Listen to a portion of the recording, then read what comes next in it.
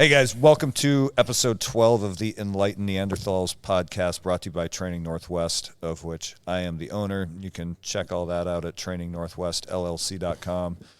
Before we get into the show intro today, we're going to talk about Allegiance Holsters. They are a North Carolina-based small business who have supported myself and also Greg's Guns and Geese.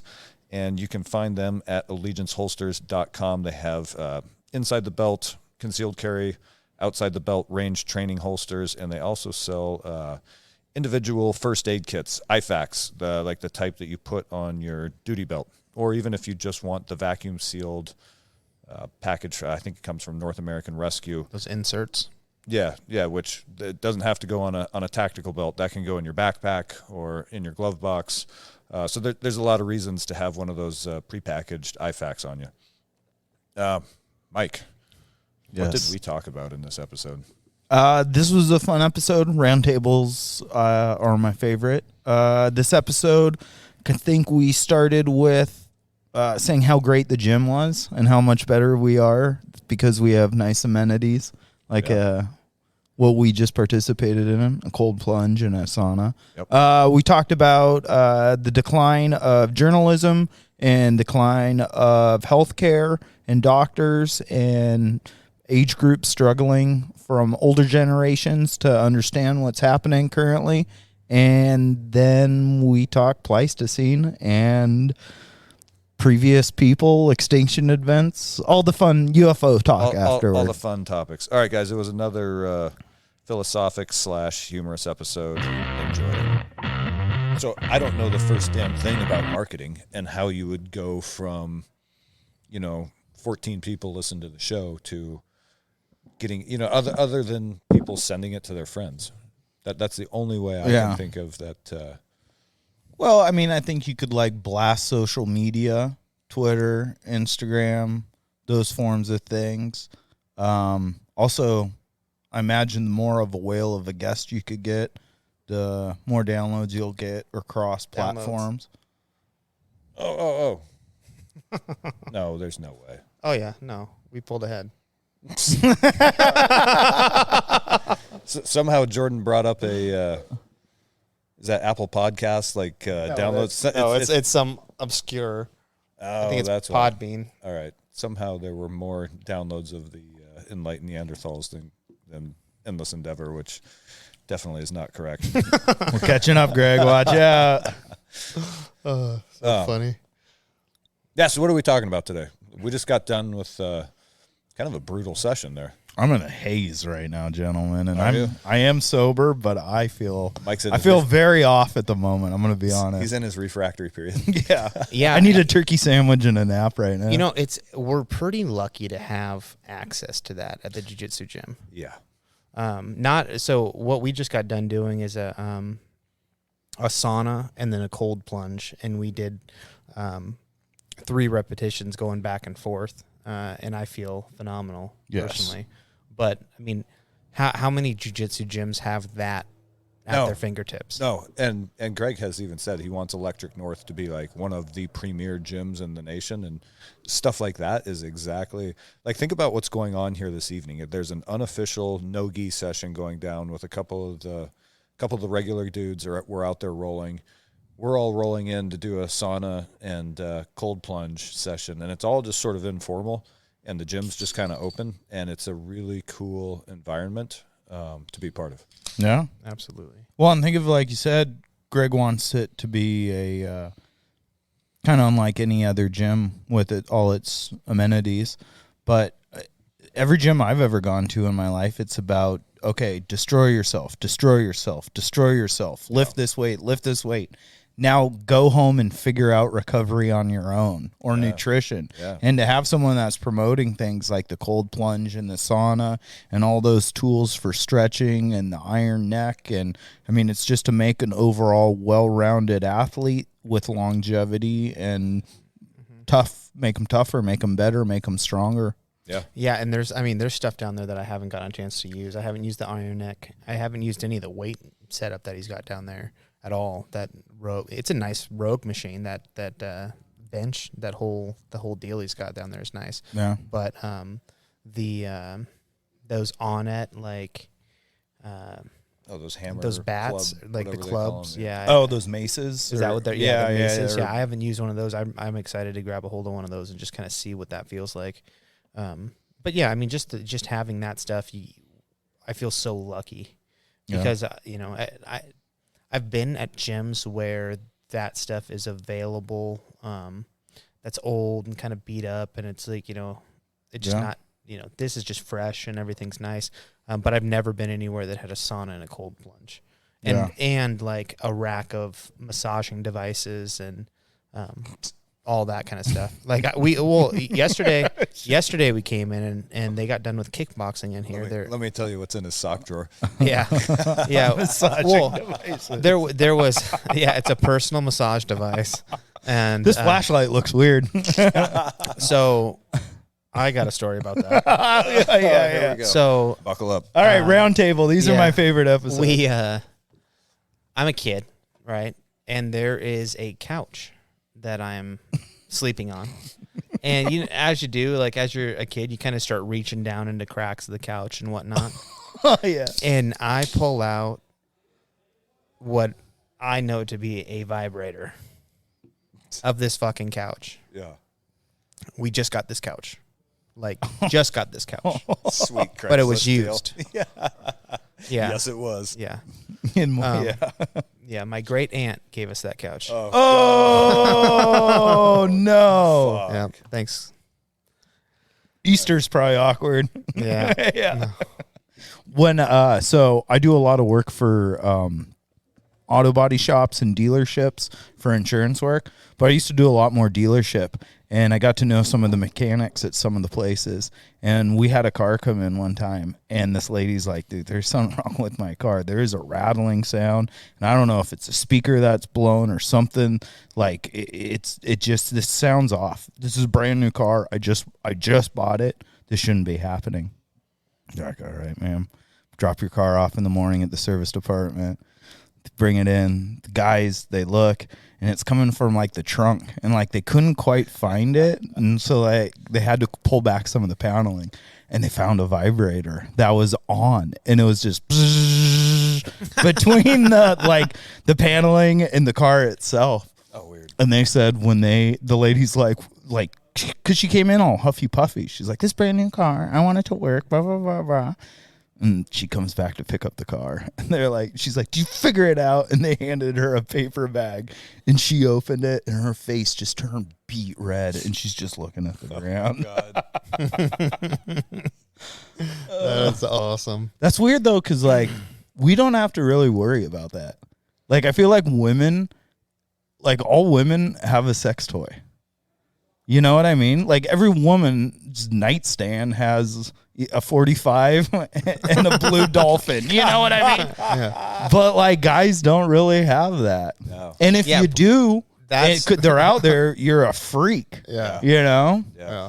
Dude, we used to, when guys were rotating home from Iraq when we were contracting with the agency, you would take a chartered flight from Baghdad to Germany, and from there you would go through like their version of TSA and get on a civilian flight back to the U.S.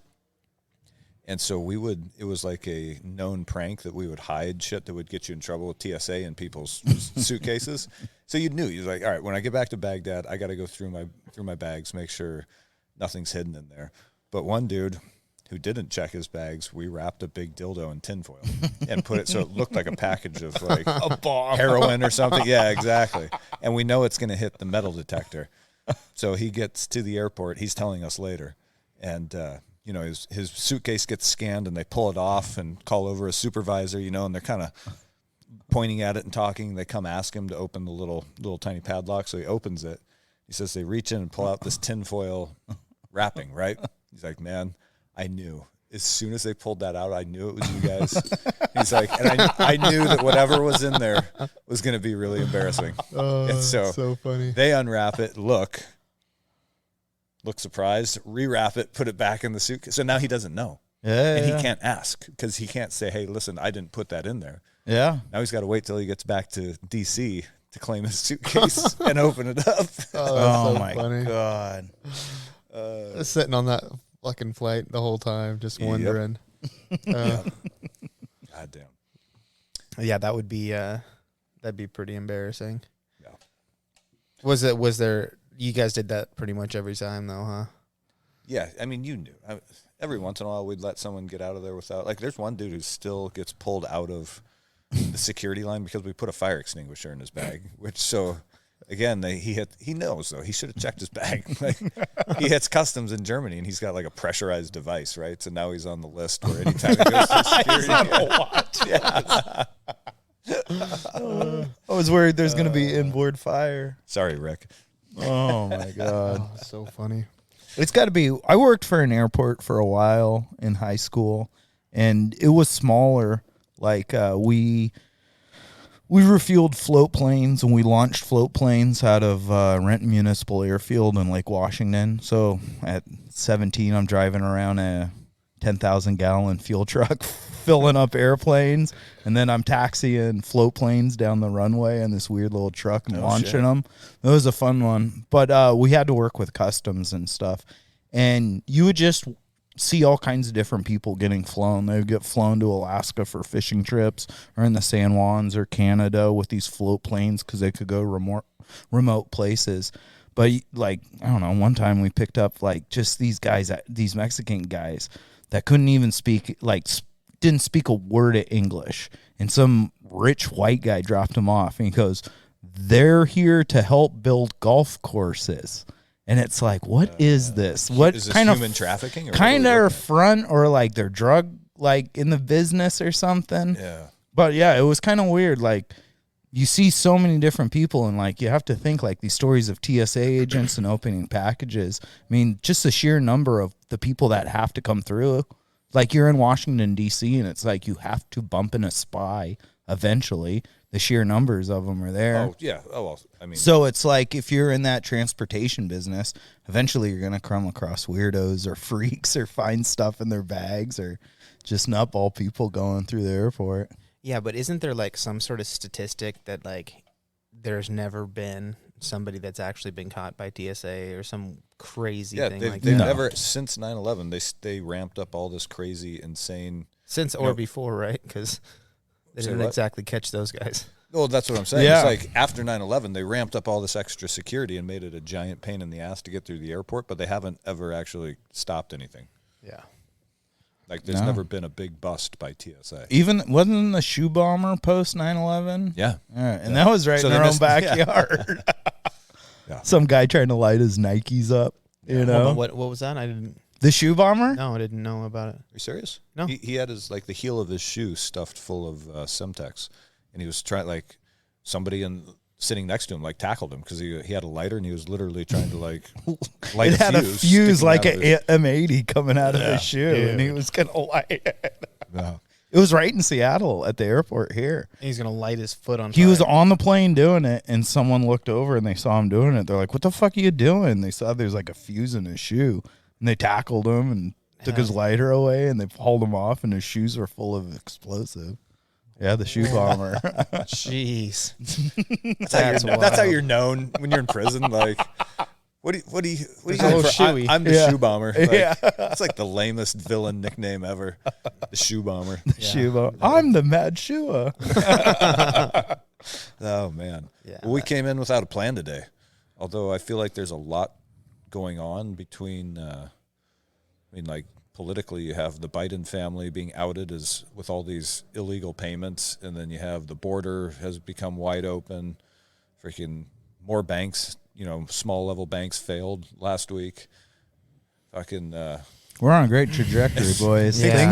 Things are looking up. Apparently, freaking what? CNN gave Donald Trump like a 60-minute town hall spotlight meeting. Like, to what make the him look fuck? like a badass. Yeah, he yeah. crushed him. Yeah. I mean, And he you- crushed him. It on can't that have been interview. like, they can't be that dumb to think that it was like they put people who support him in the crowd, and then That's their business, right?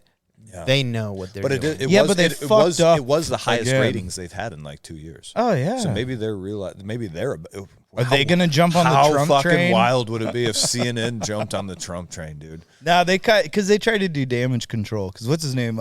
Jake Tapper? I don't know. Or who's still on there? He had some show, and he's like fired one of their guys, Don Lemon. Oh yeah, Don Lemon went because he said women were past their prime in their 40s. But that was the same day he got fired. That Tucker. Yeah.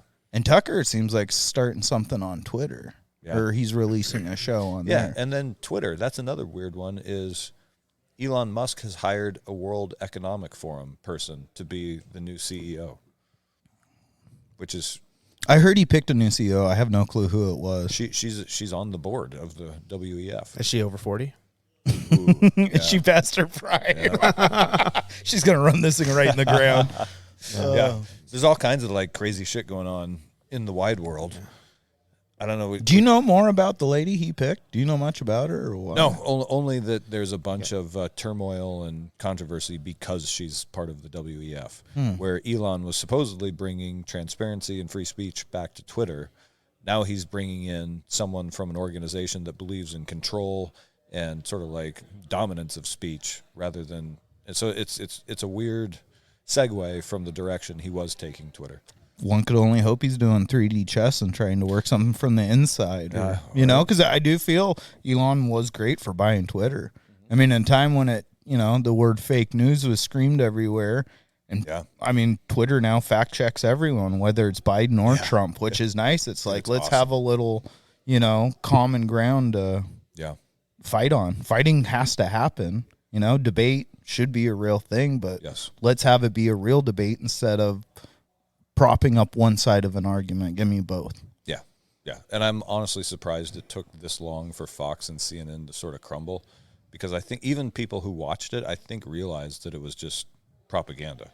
Yeah. You know what I mean? Like, even if you had your chosen CNN or Fox News, whichever side you liked, I think everybody in the back of their mind was still kind of like, all right, I know this is half-cooked information.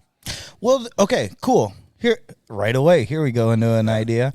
So I kind of struggle with talking politics with my dad and my stepmom, because my dad grew up, I think he was born like 50, and he went to Woodstock and stuff like that, and he became an electrical engineer. He's very smart. My stepmom was a journalist and editor. She worked for newspapers. She grew up with like presidents, people in power, growing up in D.C. I mean, she grew up very affluent and interwoven in the system. And with them, they have such a regard for the positions of government and for the positions of the news.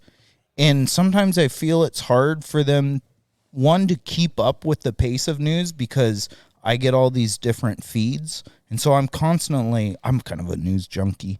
I like pop culture and news and what's going on. I just don't know what I can trust anymore. So I find myself going, I want to read this article, but should I even read it? Because you should. Just be complete bullshit. You should read the far left, the far right, and the middle, and form your own opinion. I only have so much time. how much time do you want to spend doing it, though? I mean, don't get me wrong. If you enjoy it, that's it's kind of my little. But to what Tobin's saying is like, at what point do you believe any of it? See, but obviously you have to form your own opinion, but like, I also don't want to be misled, and unfortunately, it's easy to get misled if but that's where I mean, like, it's good to see what new journalism is, like a Glenn Greenwald, a Matt Taibbi, like this new culture of journalism exists. So I want to go back just a second, because you were talking about how an older generation, they have this sort of reverence for journalism and for government and stuff. And so, I mean, even pre-2019,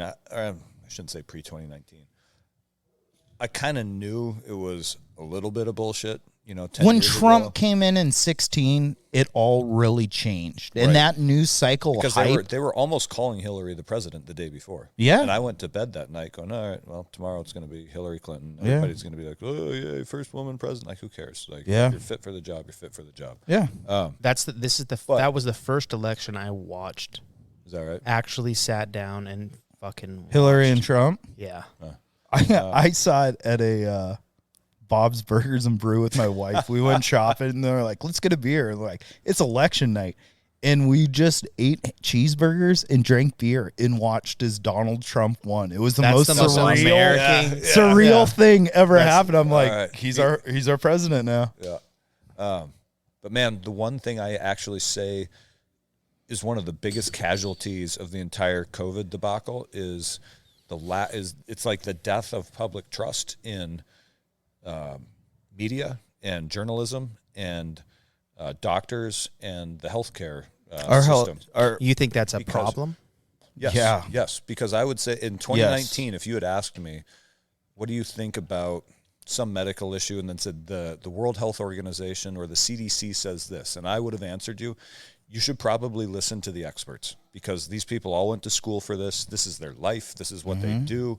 And if you ask me in 2023, hey, the CDC says this, I'd say, fuck them. Whatever they say, you should really go do kind the of opposite exactly. Almost. And the same thing for journalism. Like journalism used to be sort of this higher calling. So Jordan's a little younger. Mike remembers this, where it was like, hey, if you want to go into journalism, it's kind of prestigious because you don't make a lot of money, but there's a lot of you're supposed to have a lot of honor and honesty, and sort of be unswayable.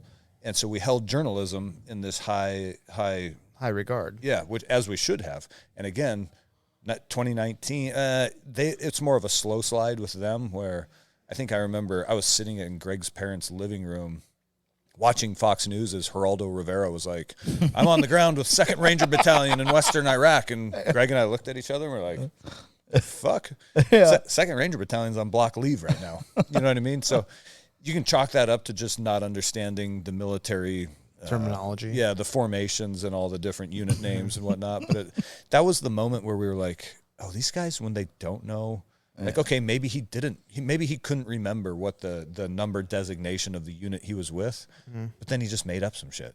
Remember? Like, all right, so how much of what we consume as truth from these people is just like, they're like, oh, fuck, I don't know, just fucking make something up to tie the story together, make it a little more sensational. Well, it is Hollywood. Yeah. As soon as you're combining journalism with makeup and hair, well, now things matter. Yeah. Image matters, the story. We need a narrative. We need a happy ending, or we need a good guy and a bad guy. So we've sort of lost faith in journalism as a calling. Although I will say that you're right. Some of these guys like Michael Schellenberger and Matt Taibbi, they're bringing it back. And even like, who's that girl that was on Greg's podcast? The Fox girl. Ivory Hecker. Yeah, like, Ivory Hecker. She's doing, there's another girl in... or what about even James O'Keefe? Yeah, James Like O'Keefe. Project Veritas has been amazing. Yeah, there's a guy in Seattle named Jonathan Cho. Yep, he's really good. But so that's another one of these silver linings that's coming out of the pandemic, is it's like a new rise of truly independent journalism. And these people, they're kind of hungry to get out there and actually show you what's going on. And it's pretty fucking awesome. Well, that's why I don't quite understand why you said it's bad that we've lost trust in. I think it was like, hey, we've been being lied to. You're right. I shouldn't say it's bad. It opens up a lot because a guy like me or either one of you, if we wanted to go out and really find a story and find out what's actually happening, we have the technology to get that out and say, hey, this is, and you do that consistently over and over and over, and pretty soon you're going to have those guys that rise, and now you're going to be able to look at them and go, oh, this is real journalism. Yeah. So there's something special about that. Yeah. No, I agree. But here's a question, because now I've also lost faith in the healthcare industry to where if I go to a doctor, I'm not even sure I would go to a doctor anymore, because in my mind, their education is to follow the guidance of the CDC and the WHO and to not ask questions. Well, and so they go through, however many years of medical school where they're learning if A, prescribe B, if C, prescribe D. There's no exercise or what do we call it, like metabolic health and exercise curriculum in medical school. Medical school, as far as I can tell, is all based around how to prescribe drugs. Yeah. And so you're literally going, when you go to the clinic because you have an ailment, you're going to see the guy who's going to figure out which medication he can get your insurance to pay for. Well, and which one he is getting paid for. Exactly. Right. So, my whole life I've been skeptical of doctors, and a lot of people have probably rolled their eyes at this and go, "Well, you're a fucking idiot." And hey, in right. 2019, I would have said that, but and now in 2023, I think you're right. But I've never. When I was a kid, I broke my wrist. Right, I got rolled up in a wrestling mat, and they snapped my wrist. And I was a tough little shit when I was a kid. Right, my pain tolerance was through the roof. Since then, it is weaning. But I broke my wrist, and I was crying, and my parents instantly were like, "Oh fuck, like something's wrong if he's crying." And then I was like, "My wrist really hurts," and they were like, "Can you move it?" And I could move it, and they were like, "All right, well," and I was like, "My wrist like hurts," and I'm telling my parents, and they're like, "All right, we're going to the ER." Yeah. So we go to the ER, and the doctor says, "Oh, it's not broken. He can move it." And my mom was like, "No, you need to x-ray this. He does not cry and he does not complain. You need to x-ray it." And they went back and forth. And as soon as, they x-ray it and they're like, "Oh no, his wrist is snapped. Like he broke whatever, so then they ended up putting a cast on it." And growing up, I knew that story, right? And I was always just skeptical of doctors. And since we've had the internet and growing up with like access to that kind of stuff, it seems to me like a general practitioner is kind of bullshit. And I mean, obviously they're not, and you got to do what you got to do. But the fact of the matter is, most of the time I'm feeling something, I know how I feel better than I can explain it to a doctor. So I can start looking up what ailment I feel like I'm having and look through the Google machine, and all of a sudden I'm going to find, I think it's this or that. And then I go in and I can tell a doctor like, "Oh, I think this is going on." And they're oftentimes, I think that here, like take this. The doc at the walk-in clinic is one of the first things that will be replaced by AI, because you'll be able to just sort of like explain your symptoms to a machine, and it's going to come back with. They already do better with AI determining forms of cancer than real doctors, which is wild, because people used to, my generation, it's like, go to college, get a master's degree or get a PhD, because then your job is bulletproof. And AI doesn't have to worry about getting sued. Yeah, so they're not going to make judgments or certain things and lean towards a safe percentage. Yep. I want to jump in here on the COVID, COVID's what started it, but the doctors thing. It's all guesswork in a white robe. Yeah, just like a meat butcher. The problem is that it's influenced by outside money. Yeah, but here's the thing. I'd be okay with guesswork in a white robe if it was of pure intention. But the reality is, even if they believe that they are of pure intention, all of their training is just teaching them prescriptions. Yeah, but that's okay. I think there's a lot that doctors. Sorry, Mike. I think there's a lot that doctors do that are phenomenal. And I think doctors do the trauma stuff. Yeah, is unbelievable. There's no better time to be in a serious car accident. And they're using cutting edge technology, and they're doing all that. But it's when a drug company, Big Pharma, starts putting their fucking fingers into stuff that I find that's issues. what it is, though. Is Big Pharma is what funds medical school and funds all the medical research. So. And this is another moment that I had, like an aha moment when I was younger, is my cousin was doing PhD research at Western Washington University, and he's a statistician. And he was saying, "Oh, I got to go into the office today. I've got to go, kind of, cheat on my wife." He said, "I've got to go." Oh my god. No, my bad. Sorry. He said, I thought doctors. He said, "I've got to go tweak some numbers," and I was like, "Tweak some numbers? You're just doing statistics. They are what they are." Yeah, and he's like, massaging the data. Yeah, and he's like, you got to know who's writing your grants. Yeah. And he's basically saying that whoever's paying for this study, if they don't get the result they want, then you're not going to get your funding next year. And that's the way it works. So you make sure that whoever's funding your study, that's the what they're going to be like, "Hey, we're hoping that this concludes X." Yeah. So now your job is to make sure it concludes X, so that you get a grant the following year, and so you have a job. Yeah. Yeah. Well, so doctors are dumb. What were you saying, Mike? Yeah. I don't know why the news and journalism is in the state it's in currently, but I understand why medicine is in the state it's in. And I think it's a couple different factors.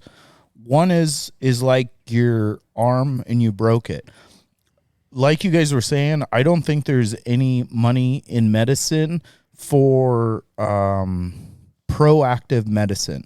So things like health or preventative care. Yeah, there's no money in it. Yeah, medicine now is reactive. It's not proactive. Proactive things are like diet, doing the cold plunge, exercise, doing all these things. There's not a lot of money based off them. Yeah, maybe if you have a sauna company, but to do these things to herbal supplements, which help and do have benefit, there's not a tremendous amount of money.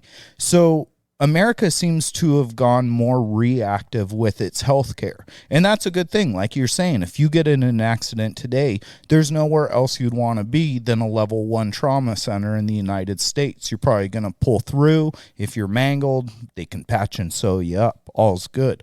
But with that being it that way, that's also the way we look at healthcare for the elderly.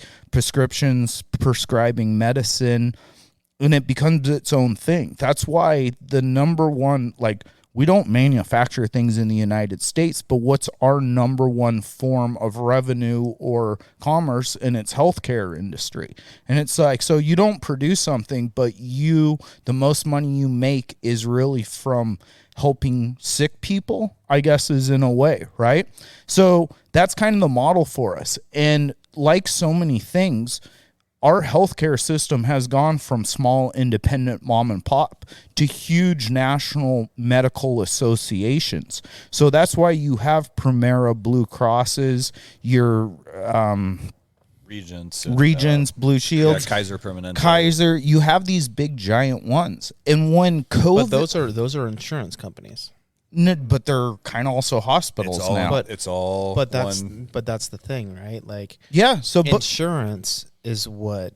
But money drives it. Right. Yeah. Money has to drive it because these doctors pay a lot for their education. Mm-hmm. It costs a lot for your HMO. So money's completely involved. And when everyone needs health insurance, and so much of it, people like being a business owner, I have to pay for it out of pocket, thanks Obamacare, or I get taxed extra. But like a lot of companies provide it for their employees and stuff, right? So you have healthcare being a big beneficiary like that. So this whole system of healthcare is built off of all these people, right? And so when COVID happened, you have these giant conglomerate hospitals, and then you have small little independent clinics or individual, like for our health, our hormones, our blood. We have a independent doctor and stuff like that, right? So when COVID really came out, all these people were going to ERs, these big giant hospitals, and what were they telling people to do? Well, you don't need to be on life support right now. We want you to go home and take a Tylenol and rest, right? And you'll feel better and get over COVID that way, And that's why, because you had WHO, NIH, you had all these places saying, like, this is the protocol as to what we do. And then you had small independent doctors saying, hey, no, I'm a doctor. What my job here is to practice medicine. Medicine is its own art. And this is where hydroxychloroquine, ivermectin, all these drugs that were used in the past, hydroxychloroquine, not pro, not con, but it was used for the original SARS-CoV outbreak. They had phenomenal success. So when this one came out, they said, hey, you know that one that worked a couple years ago? Let's try it. Seems and the world went, fuck you. Fuck you. And if a doctor says it, he's fringe. That was driven by the media. So media and medical, which is that. Well, it wasn't just medical. So but doctors were fired. Prescriptions weren't being filled because doing the government this stuff. was pushing down on them and saying, "Hey, licensing boards, we're giving you the narrative." And who was pushing down on the government? the medical industry, drug companies. the insurance. I was just going to say the pharma. Yeah. I'd say pharma. both have equal influence. And then it was also like the standard of care. WHO says ivermectin or hydroxychloroquine is not good. Don't give it to people. Oh, this is the gold standard. And we're a huge health care provider. Of course we're going to listen to the standard of good. But then your small independent doctors are like, fuck you. I'm going to prescribe steroids for these people that are having lung issues. What they normally do when people have a lung issue, we'll give them a steroid. You ever had a lung infection, pneumonia, someone with severe asthma? The first thing they do is they give them a steroid. But those things were banished. You couldn't use those.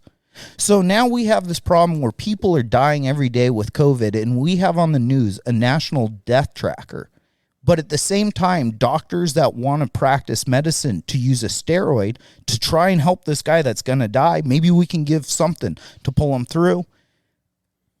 And he gets bashed. He gets drugged through. He gets his medical license taken away. He gets on the front page of CNN as the doctor that's daring to suggest that there's an alternate treatment. Besides getting the jab. Well, and so it creates a time when doctors are good. That time of COVID when people were dying, that is when we needed real doctors stepping up and treating people. And very few did. Very few did. Most went, oh, shit, I don't want to lose my license.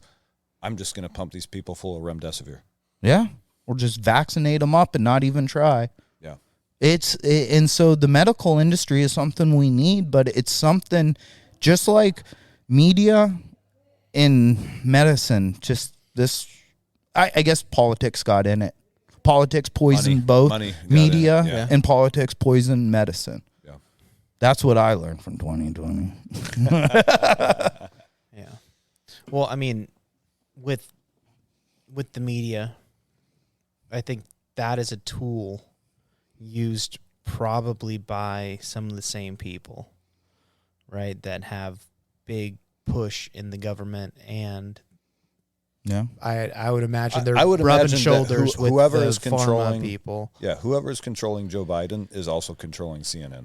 Obama would be my suspicion. Yeah, be my first guess. Well, I mean, we could probably look it up and find out who owns the massive media companies, who sits at the head of these, conglomerates that own, all 20 fucking. You can see. Well, on TV even alone, I mean, isn't it 70% is by pharmaceuticals? It's Pfizer. It's health insurance, pharmaceuticals, and Bud Light. Those are the advertisements you see. Well, not Bud Light anymore. Yeah, I guess you're right. Yeah. They tried. Yeah. Over 40, dude. She was over 40. But yeah, someone's pushing a narrative on this. Yeah. It has to be and that's why my parents have a hard time accepting this. These institutions, these old world, like you respected the news, they're trying to tell you the truth. Walter Cronkite went on at 5:00 and he told you how it was, and the entire nation went, yep, right, that's how it is. Good to know. Yeah. And everybody was on the same page. You could go to work and say, you believe this shit? And like, yep. But that America, isn't it great? But that does make a strong country if everyone is on the same front. Like, look at the wars or the things we've talked about in the past, and when everyone's rallying behind America. Isn't that fucked up, though? The thought that we need, and I don't even want to say it, but we've said it before, 9/12, there was not a more united U.S. that I've ever been in. Yeah. It was just like everybody was like, fuck yeah, America, we got this. We're going to get through it. We're going to fight. We're going to do whatever we have to do. Support our troops. Get your little bumper sticker on the back of your car. Drop the kids off at school. Have that, say the Pledge of Allegiance. The fucking Star Spangled Banner's playing at great volume all over constantly, and now we're in Toby Keith's making country songs about Toby it. Keith Red ain't Solo wrong, dude. cups. Yeah, well, dude, I was thinking about that. I was taking a shower, and my back's all jacked up, and I was like, man, I am not as good as I once was, but I am as good once as I ever was. And I was just like, Toby, you son of a bitch, you. I'm starting to realize it. I'm getting to that age. But no, I mean that felt good, and I was in 5th grade. Yeah. and it felt good. What, when 9/11? Yeah. Okay. And it felt 9/12, like that pulling together of the country, Yeah. and like Yeah. we're all in this together, and everybody was sort of like, be cool to each other because we just went through some shit. Yeah.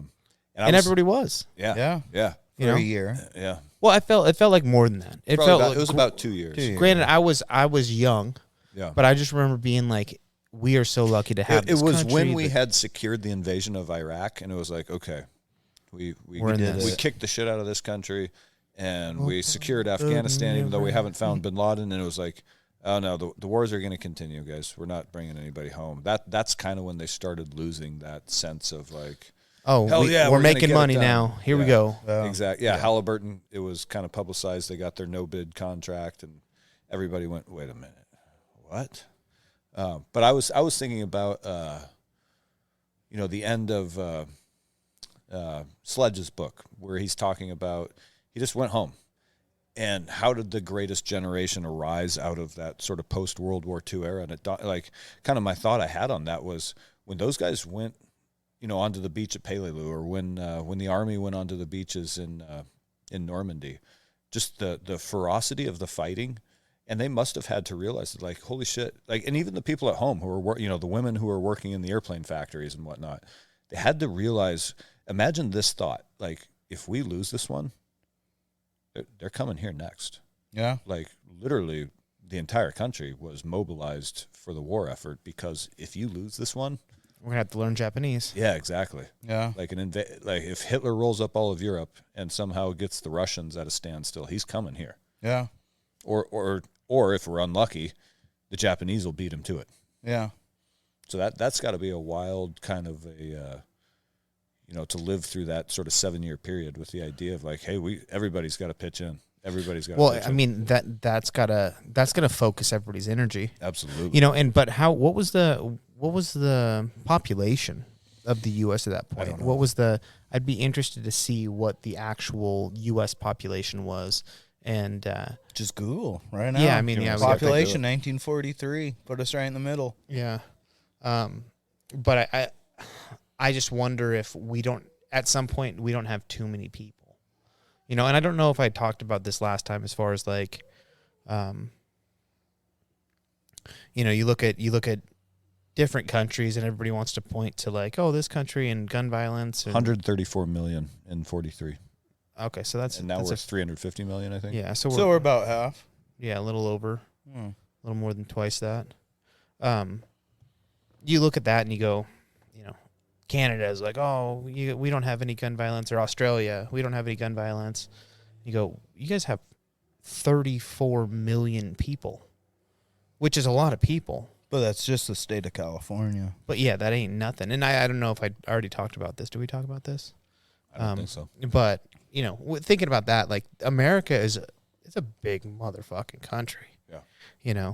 And a lot of different people are getting pulled a lot of different ways, and there's a lot of groups getting pulled a lot of different ways. But why doesn't it happen as much? Well, I guess you could. So the biggest countries in the world are what? India and China, right? For population.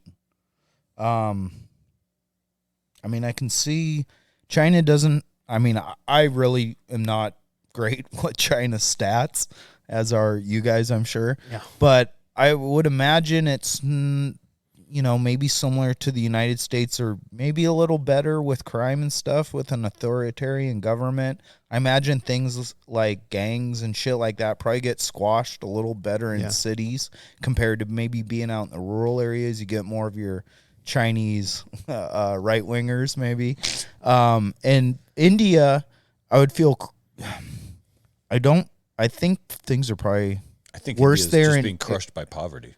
Poverty I don't even know is much the about their thing that, government. that would make. But I mean, they also have tech areas and city areas, and there's a lot of money. I mean, there's Bollywood. How do we get there? And are we heading in that direction? And that's kind of things I've been thinking about more than anything lately. like how we could be 1 billion people in this country and get along? No, not how we get along, but how do we in this country in 2 years see true poverty? Mm. Yes, I think so. I mean, look at what's happening to the dollar right now. Well, the dollar's trying to be pushed out by China exactly. and South In America fact, and Africa and it was Yemen. in the news this morning that the Chinese are going to start buying most of their corn. Most of their imported corn is going to come from South Africa now, where it traditionally has come from the U.S. So you're going to see not only is the dollar dropping, but our gross exports, I think, are about to just completely take a nosedive. Now, I think you're seeing the fall of a global superpower. Yes. Like, there is a transition of power happening. Yep. Maybe we could have held on to it, but maybe greed and corruption destroyed the foundation of this building we were built on. Yep. But I mean, China and it's allying with so many different countries throughout the world. I feel like chess is happening politically, militarily, and I think this could be the end. I think it was someone on Rogan I can't remember who, but they made the point that, like, for the last 20 years, the United States has been flying Predator drones around and dropping bombs on people. Yeah. Where talk all the shit you want about the Chinese, but they've been in never Africa. Attacked anyone. They haven't attacked anybody. They've been developing infrastructure in dirt poor places. And yeah, they're treating the people there like shit. Like all you hoity-toity motherfuckers driving a Tesla, your battery came from a fucking slave labor mine. Yeah. But but they're also making some really rich people in those areas. Yes. So they're making really powerful connections, and they are increasing sort of their what do you want to call it, like their image in these other countries is growing into a more positive one, where the world is starting to look at America as just the big bullies who run around the block dropping smart bombs on people. Have you ever heard of the book called Confessions of an Economic Hitman? I've heard of it. I've never read it. It's about us going down into South America and building it up, like into like Panama, Port City, stuff like that, into the 70s and the 80s, and going into South America and building it up. And if you look at what they did in that book, and like they would build a whole port in a town in some dirt poor city, and they're like, all right. But then force them to sign a contract for the next 250 years where you owe so much taxes and back revenue and stuff. It is exactly the same playing cards we did in the 70s and 80s. China is doing now, actually in South America, but also in the Middle East, in Africa especially. Yeah. Those port cities in Africa they're building are huge. Interesting. Yep. And, I mean, what's stopping us from doing the same? Is it greed? We're not working Is it together greed from politicians? But that whole country works together. Well, like, say what you want about China. There's one person at the top. Yeah, because say what you want about China. Same with Russia. Yeah. But say that's something about Putin and Russia. You're gonna get fucking offed. But that's what I mean. Like, as much as I believe in democracy and stuff, it's like, God, it really is hard to get something done for a president in 4 years and then he's out. Yeah. If you have a dictator that's in there for 20 years, if someone really is, say maybe they are a good person or they just have a vision, the amount of shit you can get done as a governing body or as one person for 20 years is going to be far superior than any radical or good idea or well-intentioned hearted person in 4 years can do. But, I mean, we have used this model and we have become the world's superpower. Yeah. So what changed? Is it the fact that we have social media and technology I think is changing the world? No skin in the game. I think that in this modern era, people don't have skin in the game of the country. They just expect a leisurely life. They have their hand out provided for. This is. But also, it's like, so say you are into computers and you get educated into computers here. So what? You can just do programming. Maybe I want to help build computers. Maybe I like them. I'm not the smartest guy. I want to work on a factory line building computers. It's also like there's no skin in the game because once you get educated, what do you do with it? Here's the deal. Say you can manage people, but we need to produce things, and we need smart people producing things to say, hey, maybe there's a better way to do this. I have an idea for this assembly line or this invention. There's no promoting like internal growth if you're not growing your country. But here's something. Sometimes you don't get to do what you want. And that's what's happening right now. Hang on, when I tell my kids this, I'm called a jerk. Yeah. Well, sometimes you get responsibilities and you have to go do what the fuck you have to do to get the day done and make whatever bit of money or gather what little bit of food or whatever you have to do. But sometimes there's responsibilities, and it's not fun. And it's not what you want to do, and you're not following your fucking passion. Yeah. And that is lost on America. Like that grind mentality At all. of just doing At all. whatever. Everybody's like, be free and figure out what you want. It's like, I was how gonna about say, you find a job yeah. and you get your shit done? I've got my 4-year degree. I'm ready for my high-paying management job. Yeah. Yeah. And that's a problem. We're living in this society thinking like, What do you mean grab a broom? This is my second day. yeah, I've been here. I came here to make an impact on this company. Yeah. And that's what I'm, not everybody can own a business, right? Yeah. As a matter of fact, most people can't if we want those businesses to succeed, right? So I get why the government kind of wants to help people who don't own businesses, or they say that and they do that because guess what? That's a vote. What do you And mean most- by help, though? What do you mean help? Look at what's happening with, like, everybody's got their fucking hand out and everybody wants something and thinks like, You mean like assistance programs? assistant By program and all that. okay. And how can you expect that not to be the case when you have a bunch of kids graduating after 4 years at UW paying $25,000 a year or whatever the fuck it ends up costing, $15,000 a year, Yeah. and they graduate and they can't get a job worth a fuck. That's something and else that's kind of broken as well, is that, like, my parents paid their way through college by living, like, at the poverty line and working night jobs and working weekends. And that was kind of the expectation all the way up until about the time I graduated high school.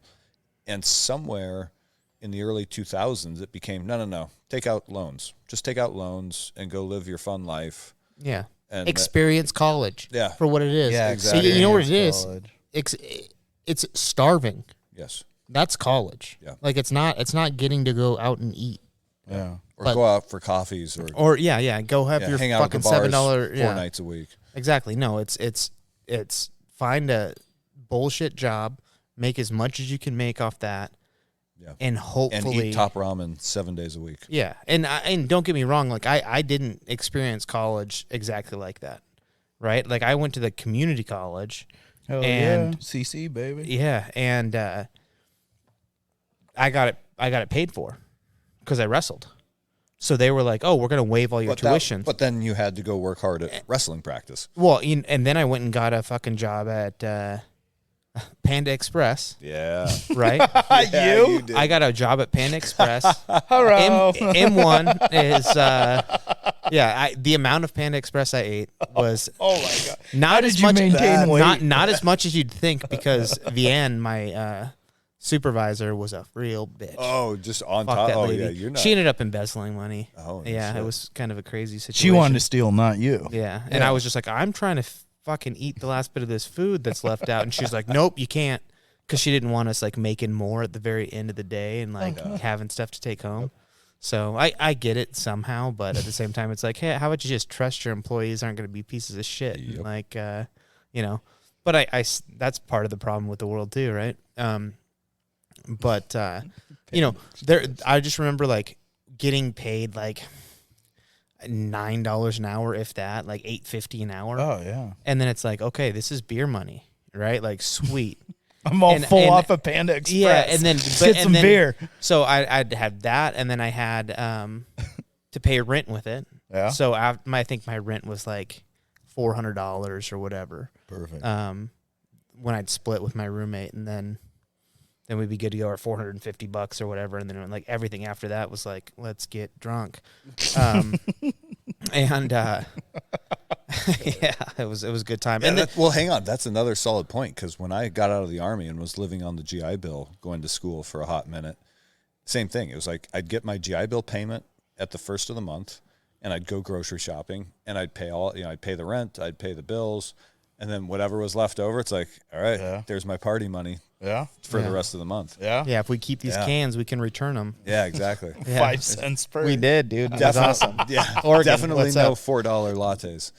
No, I mean, and some people had all the money in the world. They had cars. I mean, I was riding a Goodwill bike that was a piece of shit, you know, and just trying to like get by. And it was, but that's kind of how life was. Yeah, but before that too. But I also feel that colleges have changed. Like college, I think, you know, everyone. Centers, you mean? What? Indoctrination centers? Yeah, but I mean, everyone's going to have a different experience. Say you're a trust fund baby. You know, your college experience is going to be different than if you have to have a job and go through college. But both of them are taking you from being in high school and kind of living under someone else's rule, and now you're on your own. You have to figure out how to eat. You have to figure out how to study, how not to fail. It's kind of like your first... I'm not just talking about college, though. I remember going over to friends' houses and watching them walk up and open up the fridge and just get some food. Yeah. Or going into a pantry and pulling food out, and my fucking jaw dropped because I was like, we don't have to ask? Yeah. And people were like, they were like, no, you just grab food. And I was like, what? You can just go get food? Where was this? This was at any friends, or not any friends, but some of my friends' houses in high school. Oh yeah, okay. Like yes. they'd walk up and they'd open a pantry that's packed full of bullshit, and it was just like, we can break into these M&Ms and we're not going to get fucking smashed. Yeah. Like, oh, we can just make a sandwich. Yeah. I was fucking blown away. Because it was like, that's not how I grew up. No, same here. It was you were almost afraid to ask for a snack when you're over at a friend's house. Oh, you didn't. You didn't. That's how you're being polite. Yeah. And it's like, I'm not going to ask for things. I'm going to sit back and and that since then has changed me. But growing up, it was like, no, we're not. What? Yeah.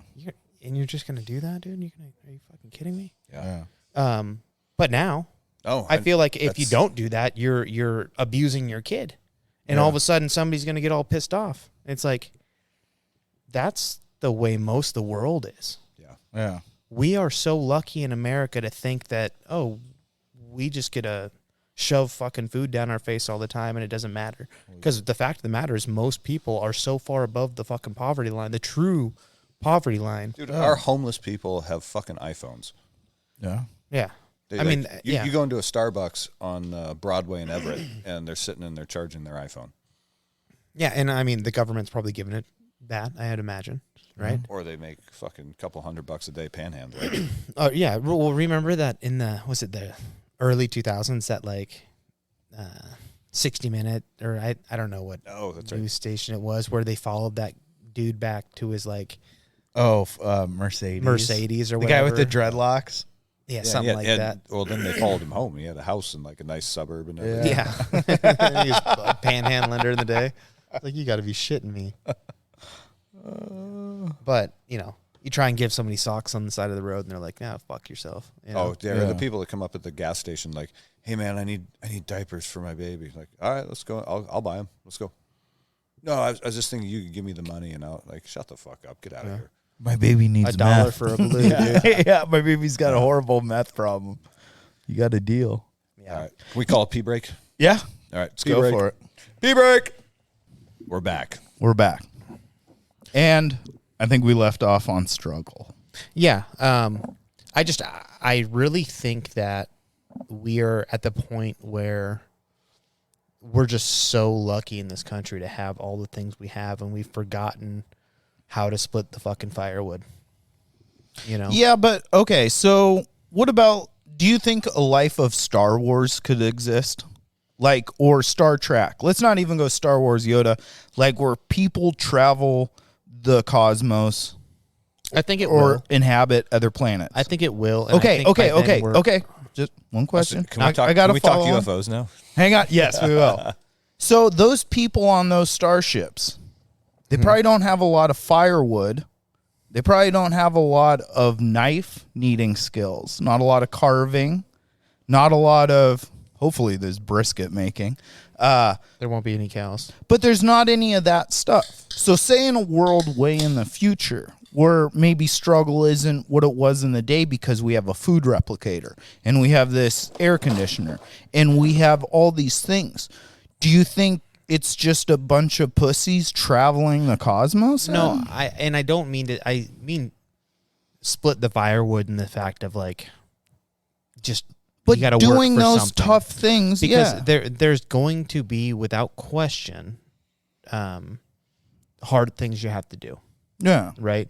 I've never been on a what is it, an EV walk? Is that What's that? That's what it called? Nobody in here has it. It's a space thing, right? Where they have to get outside of the Spaceship.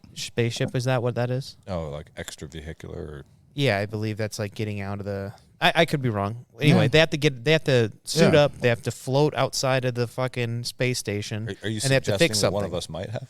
No. Okay. You guys got me. You got me. I have never. Neither of us have. Anyway, I imagine things like that will be like the hardship thing. Yeah. It'll be like, oh, it's a dangerous thing you got to risk. do. It's But a you're not risk. going to There's- need everyone to go out and walk outside. No, the but you're going to need to spaceship. teach somebody to do it, and somebody eventually is going to have to do it. Yeah, but right? you're Not gonna everybody need- has to go split firewood. You know who has to split firewood? The man. It's like that. It's like that dumb kid in your math class that gets picked for the star mission. You're like, what the fuck? Why is Steve coming? Dude, and then like midway through, they're like, all right, little patch fell off the back of the thruster back there. Steve, get your suit on. Get the booger eater. Get that window licker out there. Yeah, but I mean it like in that kind of sense. Like if we get to this, like say we continue on and we get very advanced technology-wise, everything from ships to planets to where we're living to accommodations of our house, everything is just far superior. What we think is easy now, say it's even more luxurious. Okay. Now, do you think in that time there's going to be still people on Earth without cell phones cooking their food over burnt shit?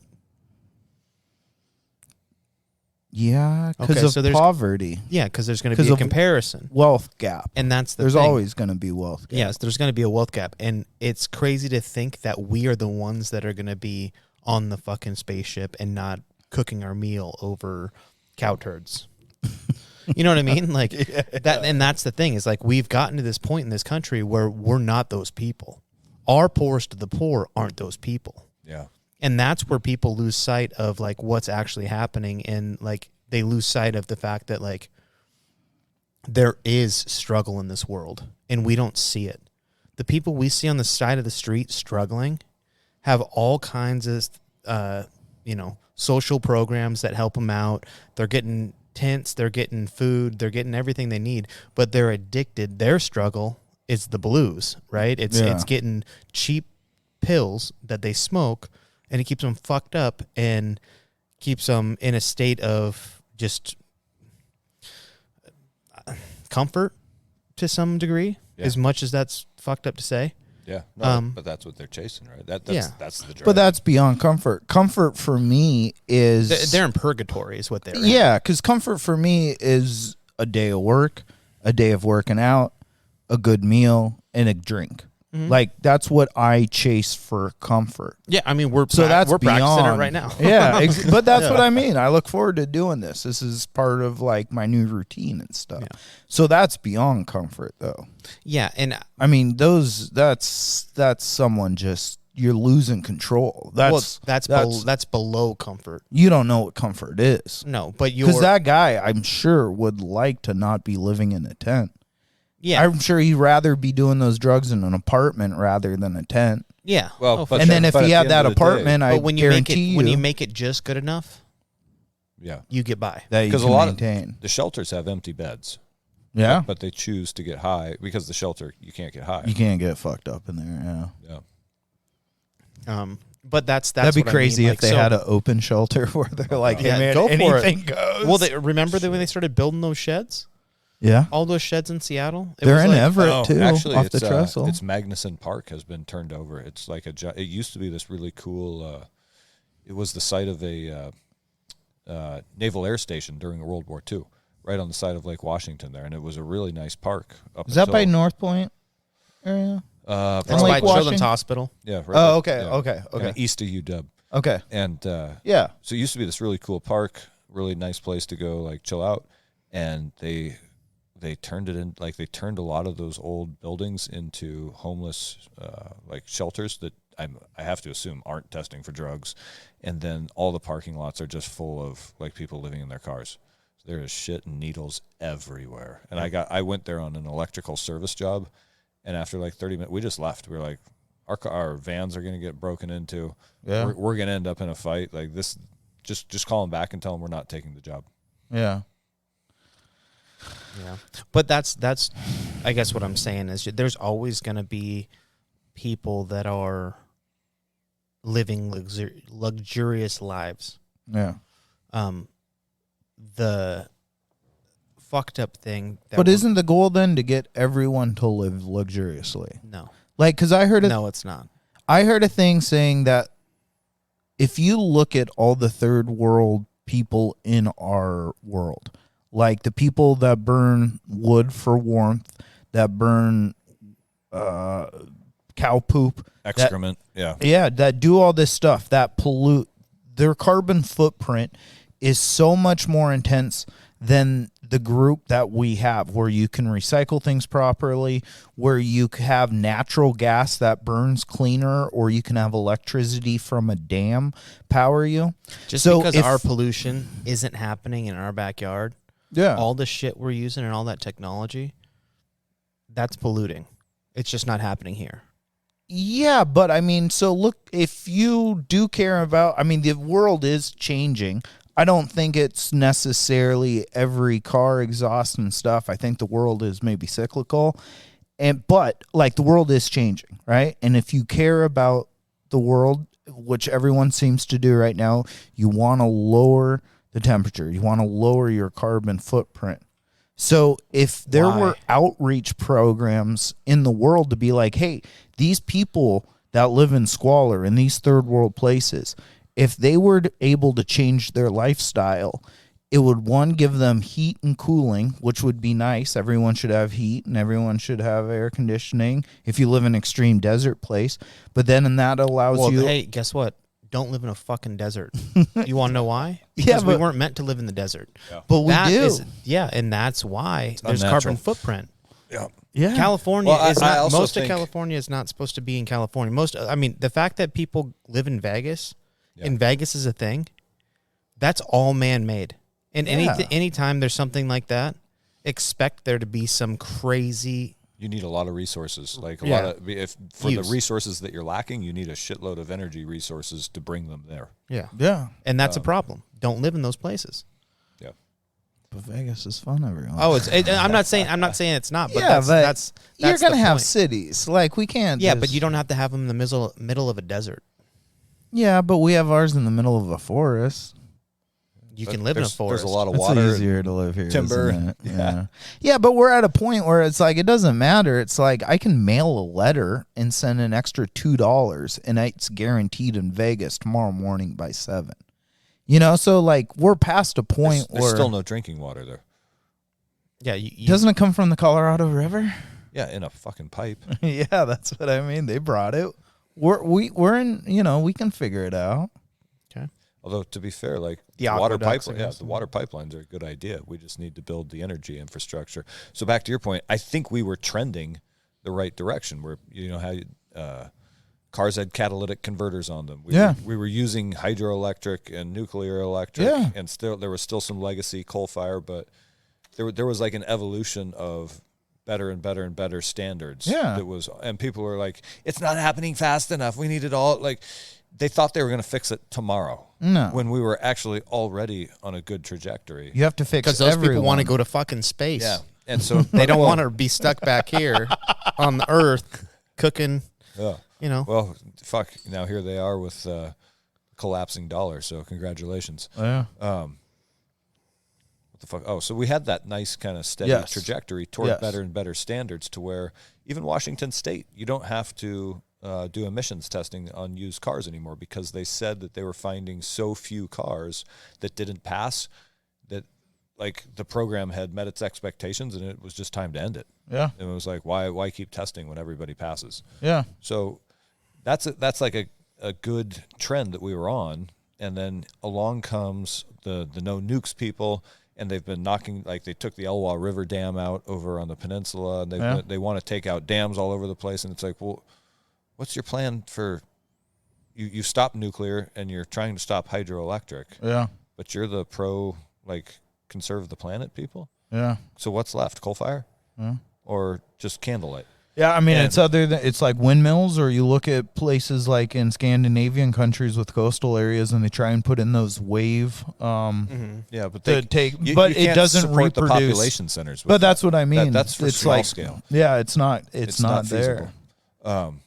But in that idea, like, you could rid the world of a lot of extra carbon if you brought the entire world, all these third world countries, into if you had a spent world. some money on infrastructure. Yeah, if Mike Zedong, I'm back, boys. And you know what I'm doing? I'm making sure Fuck every hut government has just a heat pump. I mean, that works as an AC and a heater, right? Or has natural gas. Yeah, or a nuclear reactor. Yeah. Right there, you cut down on so much carbon in the world. And here's the other thing too is, yes, the climate is warming, but we're also coming out of an ice age. Like, that's what I meant. 12,000 years ago isn't that long in terms of rocks and ice. Dude, we had a mile sheet of ice right here. We are still 12,000 years ago from an ice age. Yeah. And so yes, the climate is getting warmer. And one of the points that Randall Carlson hits on a lot is that what you should actually fear is the climate getting colder. Yeah. Because the last time the climate dropped, that was the Great Die-Off, where you lost all the megafauna in Northern Europe and North America. So in the desert, I can still grow food as long as I have water. Yeah. But in an ice field, I don't care how much water I have, I'm not growing food. Yep. An ice age will destroy, whereas a heat wave, people will die. The landscape will change because people populate on coastal cities. Yeah. But and a lot of the ancient traditions talk about the paradise times before the ice, which they're literally talking about pre-ice age civilization. Yeah. And that paradise time was a time of warm climate because you have all these like ecosystems that sort of blossom out of that. Yeah. And it creates abundance for all the megafauna. Yeah, absolutely. It is weird. All right, we're done political. Let's go aliens, like Tobin said. Stock UFOs. I was talking to my dad, and we're talking about the other day the die-off of megafauna in North America, and just because we went turkey hunting, and I like hunting. Hunting. Hang on. These are things white people talk about. So there I was, maxing out my Visa card. Yeah. But hunting has given me a respect for, like, just wanting to understand these animals we're pursuing and kind of where they came from. So, like, I kind of got hooked with hunting with elk, and then I want to know where elk came from and the grasslands and what that brought and the other megafauna. And then so what was precursors to elk, and then elk throughout the world, like Irish elk way back in the day. And you see all these crazy megafauna. What were Irish elk? Just like hammered drunk elk? Or Dude, it looks like with a drunken sailor. Yeah. It looks like an elk from Lord of the Rings. Which is a Dropkick Murphys logo on if you can imagine, like, this giant mythical elk, but their horns were like triple what a normal elk has. Look like branches or something? Yes, they're called Irish elk, and they were just old megafauna of the I'm past. gonna have to Google that right quick because Jordan's got a half chub. Yeah. Well, I mean, that sounds Look cool. up Pleistocene Irish elk. What was or were they anything like stags, like red stags? I think a stag's more like a deer. Yeah. No. Like a red stag is like New Zealand's elk. Where they have teeth? And they have... Is that the one that has teeth? Well or does elk have teeth? But like they have vampire incisor ones. No, they might. I don't know. I've never seen one. Because some of those are weird. No, the red stags are like in New Zealand, and they look like elk, but the top of their horns breaks off into like three. Oh, like it branches. Yeah, it branches off like a little cup or something. Yeah. Interesting. I heard. Anyway, so what were you saying? Oh, so I was just talking to my dad about the extinction of megafauna in North America. And like the kind of what seems to be the current hypothesis is that people came over on the Bering Straits and on the land bridges or the ice bridges that connected us. And that over that time of when they originally thought people came in, which was like 15,000 years ago with Clovis culture, finding Clovis points in New Mexico. They kind of thought that the people are what hunted all the megafauna, the woolly mammoths, the An Irish elk looks like a moose. doesn't it? Yeah, fucking elk. Yeah, right? Yeah. Isn't that cool? Yeah, that's really cool. That's a cool animal. And they're big. They are huge. That's what I mean. It looks like a Lord of the Rings animal. Trying to pass that over to Tobin so he can take a gander. Oh, goddamn. Yeah, and they're bigger than a moose. Yeah, that I would, if I saw that at a distance, I would call that a moose. Yeah. Interesting. But so the idea is that hunter-gatherer people came over from Europe, Russia, Asia area, and they came over and they slaughtered all the animals. The short-faced bear, the North American land beaver, which was the size of an armadillo, the steppe bison, The short-faced bear. yeah, short-faced bear, woolly mammoth, saber-toothed cats. Find it, and this was before horse. This is while horses were in North America. I think horses weren't. So here's the thing with horses. I think there were some horses in North America at that time.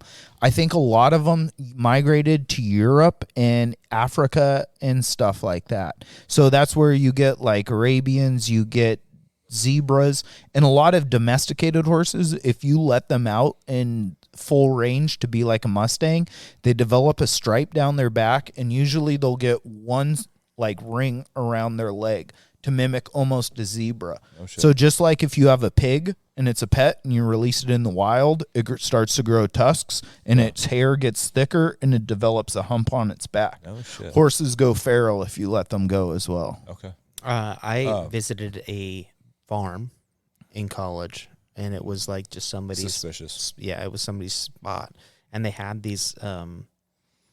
They had all kinds of shit. They had 2 camels. They had a little bull. Nice. They had like fucking 8 bulls that we would have big parties and like have big bonfires and like circle the trucks up, and then like you'd have to go to the bathroom and you'd walk out into the field and just hope a bull isn't gonna fuck you up. Christ. And then anyway, they had a zebra that was a mean little bastard, and then they had zorses that were half zebra, half horse. Yeah. And they were the size of a horse. What were their pronouns? Yeah. Zed. Zeb. They were like horses, but then they had stripes like halfway down them that were like a light and dark brown. It was wild.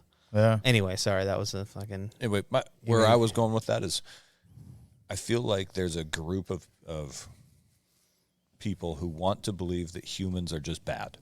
And it's always like, humans cause this, humans cause this, humans cause this. Yeah. And that's where that particular theory comes from, that like a bunch of natives with fucking arrowheads made out of sharpened volcanic rocks killed off all of the animals in North. Shut the fuck up. Overkill how many- hypothesis is hard to believe.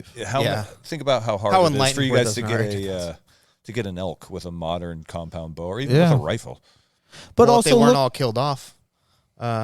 yeah, right. But also look at like human density. Like human density wasn't that thick in the Americas at that time. That's what I'm saying. That's why it's so hard to believe. So so this is great. So I was talking to my dad about What'd this. you do today? Oh, I took down 45 buffalo with a fucking spear. Yeah, But yeah. Good luck. The difference is it's not hunting, it's habitat loss.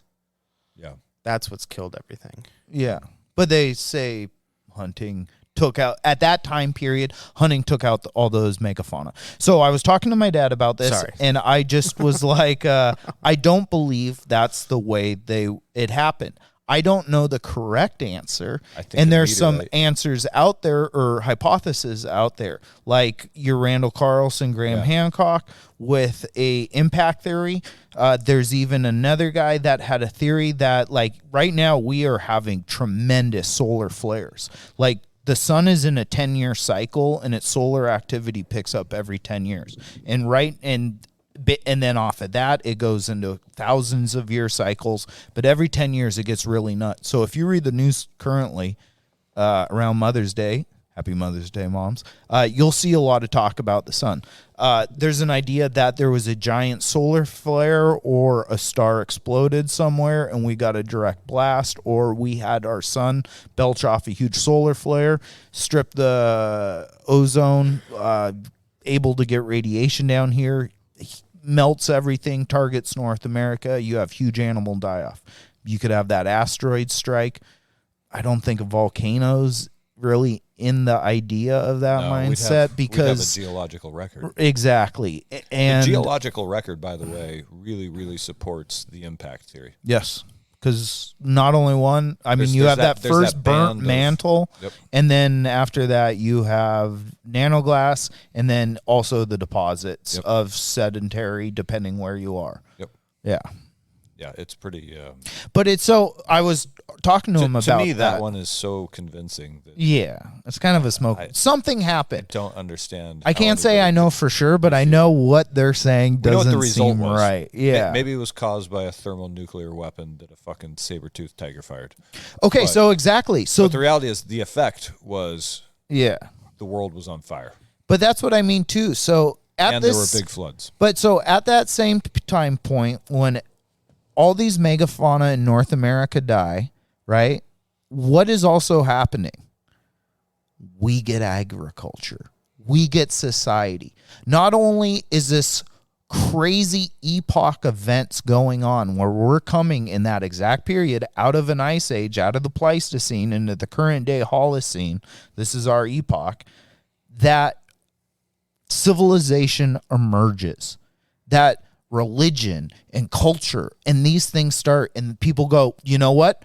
Since the beginning of time, people lived in little bands, and finally, at 10,000 years ago, we got together. But then you can have the idea of, like, you look at old history, and like Alexander the Great said that the biggest, like, Egypt was a hub. Egypt was a hub of knowledge. And it was known that Greeks went there and philosophers and all kinds of people went there.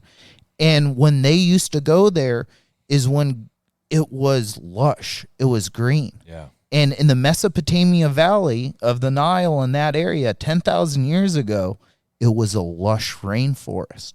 So you have all these cataclysmic events, not only in North America with the die-off of animal, but what happened up here. In Egypt, throughout the world, you have grasslands changing, radical shifting in climate. And then you have people all of a sudden saying, hey, we just came out of the woods. It kind of seems more likely that you had a bunch of people, some shit went down, and then people gathered up and they're like, we're God. Yeah. We're going to run this show. I think that what we think of as the first civilizations, like Sumeria, was actually the first reset civilizations. Yes, a reemergence of civilization after some sort of cataclysm, whether, like you said, whether it was completely natural, like a meteorite, or whether it was something if you go down like the Tartaria rabbit hole, you start to wonder if it isn't something we caused. Or I shouldn't say we, the human race caused. Like a sickness or like a... Oh, dude, so you can go pretty deep into it's... So, but this is what everyone says, though. As soon as you're like... they had technology so there's they all relied on, and then all of a sudden they had electricity and everything else, and then there's a solar flare, and it, boom. So I can kind of explain... No, so... I don't... The Tartaria theory is that there was a civilization... This is actually post-Ice Age. So even as recently as like 200 years ago, that there was a civilization around North America, North Europe, and Asia, Russia, North America, Europe, that had all this technology and the free energy, blah, blah, blah. And it went back millennia, which is why the pyramids we think are 7,000. 200 years ago? As little ago as 200 years ago. And that they were brought to an end. And that, so like all wars from 1800 through 1945 were actually, if you look at it, it's all these independent... Can we just, for the sake of this story, say 500 years ago? Because sure. I just had to listen to a book about 200 years ago. Yeah, about a guy who had to circle around a tree to stay warm. Yeah. But the idea is that he was fighting for the crown, right? Uh-huh. So 200 years ago, you had the crown and the Vatican come together and start fuckers. I remember attacking all these various independent empires worldwide. That's true. And so that's how we came to this modern sort of system or what do you want, like a geographic, the lines we have drawn on the maps. Yeah. Like how we divided up the world. And it all kind of does fall under one financial system, right? Which is what we're watching collapse, which we talked about earlier. Yeah. Well, the petrodollar. But we say it's a petrodollar. It could go. Saudi Arabia has its own petrodollar, and China's betting on it. It's the same fucking thing. No one has gold. Yeah. Like what matters is resources for like gases, mobilization, its use, its jets, its cars, its commerce, its people, its shipping. But we're getting off topic. Sorry. Like the point is that in the alternate theory, all these wars of empire that like waged by the British were all backed by the Vatican, and they were all fought with the idea of consolidating power under a sort of one world government run out of Great Britain. Yeah, but doesn't that Washington D.C. became part of that with the Act of 1871. But doesn't that also go like back into like night times, like the religious wars and the War of the Roses and all those type of things? It's like the Vatican and the church and the people saying what is like religion was God. Well, hang on. I'm not saying I buy off on it. No, I'm just saying it's every once in a while I'll read like 3 paragraphs about it because I do find it kind of interesting because there is. If you look at it from the angle that they'll like write the article or the little post, like it kind of makes sense. Yeah, but here's the thing. I have problems with those because if it's happening now, like if we're talking about a reset that happened way back in the day that killed megafauna, that all of a sudden agriculture is out of that, all this stuff, that means that if there is some super complex group that they survived it and they started everything 10,000 years ago and now they're still holding power somehow. I don't think any group could really maintain power that long. I think we're kind of crossing 2 ideas here. Yeah. Which, like, the reason Graham Hancock, Randall Carlson type theories, I think are totally explicable and, like, they make so much sense is that they're not alleging, like... Well, they're looking at the rock, right? Yeah, exactly. Well, the rock and the animal. I love animals. Yeah, is they're the just only saying it reason makes sense I know of that them. there was people much earlier than we think. It's not anything like wild and radical. They're not saying they came from Mars in spaceships. They're just saying, look, we think there were people here much earlier than look at what we found. Yeah. Well, that's like I said earlier, Clovis, right? We thought the idea was people started coming into North America 13,000 years ago with Clovis, right? Clovis points were this type of arrowhead found in Clovis, New Mexico, and they discovered bison, some bison, but mainly mammoth kill sites. And so they developed this term of people called Clovis hunters, and they identified them by their spear point. So it's like, well, that's cool. That's what, 15,000 years ago? What are the oldest settlements in the United States? Like 130. Yeah, but especially... They found some that are like, they think might be 300. Right? Yeah. But South America, they have true evidence with DNA and stuff. Yeah. Oh, yeah, the genome mapping project. Yes, and it's 18,000 years ago.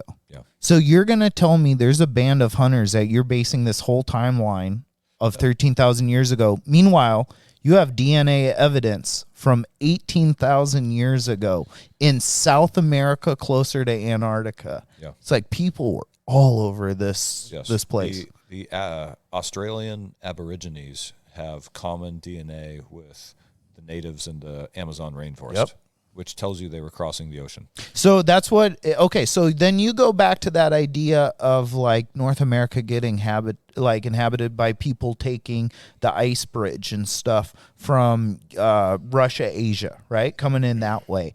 But then it's like, you look at how, if it was all ice, you would not want to walk across that in cold with animals. Sail. You would want to be in a little canoe following the coastline and just hopping from beach to beach from Alaska all the way down. And I think that, people were probably great sailors and great seamen like back in the day. But I think that's the only way. I think Australia is a smoking gun too if you look at Aboriginals. Like, if the cradle of civilization and life is Africa, explain how big Aboriginals, you know? And they're like, well, that doesn't make sense. No. But it's like, no, it doesn't. But I give it, that's the scientific process. You have to, without a doubt, prove this. Like, it has to be tested by you and your peers, this theory, and what are the results? What did we come up with? But do you think science is stubborn, and people base their whole degrees off of having something that says, it's not just their degree. This is right. The reason they're so stubborn is they've written books, they've gathered acclaim on their own theories and studies, and it's like, oh shit, I might be wrong. Yeah. Did Australia break off from Asia? Pangea. Yeah. So, I mean, what time was the that? continents have shifted all kinds. It used to be one cluster landmass called Pangea. I forget how many millions ago Pangea actually existed. So hang on. During the Ice Age, or maybe it was, I think during the Ice Age, all that area from like Vietnam down through Indonesia, where all those island hopping campaigns were in World War II, I think that was all above sea level. Yeah. There was a mass of land that went down that direction. Yeah, I don't know if it went all the way to Australia, but it extended down at least through like Indonesia. Yeah. So you have to think, if you're going through an ice age, all that ice or all that water, like in the ocean, is going to become ice eventually. Like, it evaporates, it rains down, it freezes. So less and less water is going to be in the ocean. So the sea level back then, they think, was about 300 feet lower than it is today. 400, yeah. So... depends on your scientist. But yes, it was dramatically. Is 7 inches right here, Mike. Yeah, but it was dramatically lower. That's why I think it would be so cool, like, to be a scuba diver in the Puget Sound, and like, if you could go down there with a shovel and dig 20 feet. Now that they're developing all this ground penetrating radar, I can't LiDAR wait till, and stuff. till they figure out how to dangle one beneath a submersible. Map one, specific, because 400 feet, or I guess about 300 to 350 feet below sea level right now, out in the Sound, might be where you find like some really ancient. That's where the cities are, because most of fishing, you go out there, it's 400 feet, 500 feet. Yeah. Well, they're gonna find Atlantis. That's the idea of Atlantis. That there was an area back before the seas, and that's another thing do you guys with know religion. What the Richat structure is? The what? The Richat structure. Is that one in Africa? Yeah. Yeah. And it looks exactly like all the renderings of Atlantis. Yeah. Which, who the fuck knows? But it's kind of creepy. And we talked about this on one of the early episodes. I think if you so. Zoom out on Google Earth and look yeah. at North Africa, you can see where it looks like a massive wave came down out of the Mediterranean Sea out to the Atlantic. Yeah. It's like, oh shit, there's like striations in the rock. You can see them on Google Earth. Well, this past weekend was the first time that I actually looked at the rocks and went, holy shit. Is that right? Was it this past week? We went turkey hunting on our way back. Oh, driving through like Quincy. Yeah.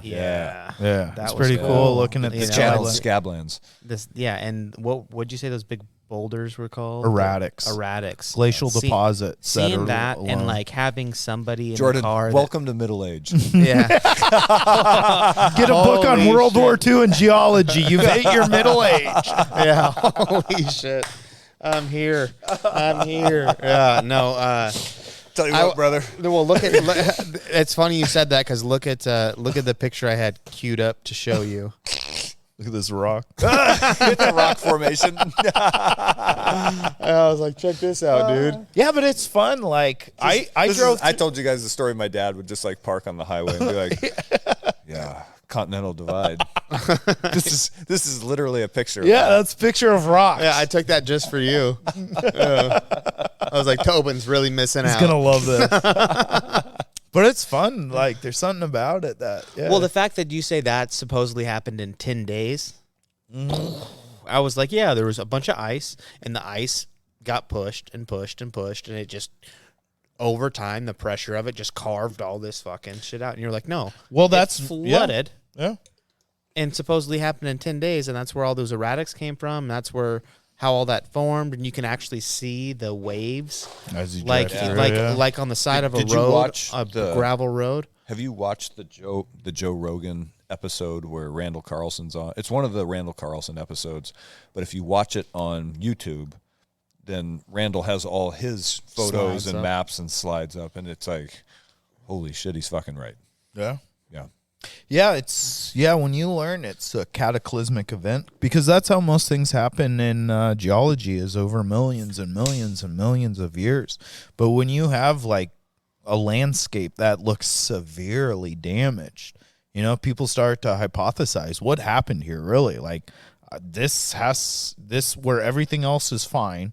This one area just got devastated. What happened here? And I've never looked at it and thought this area looks damaged.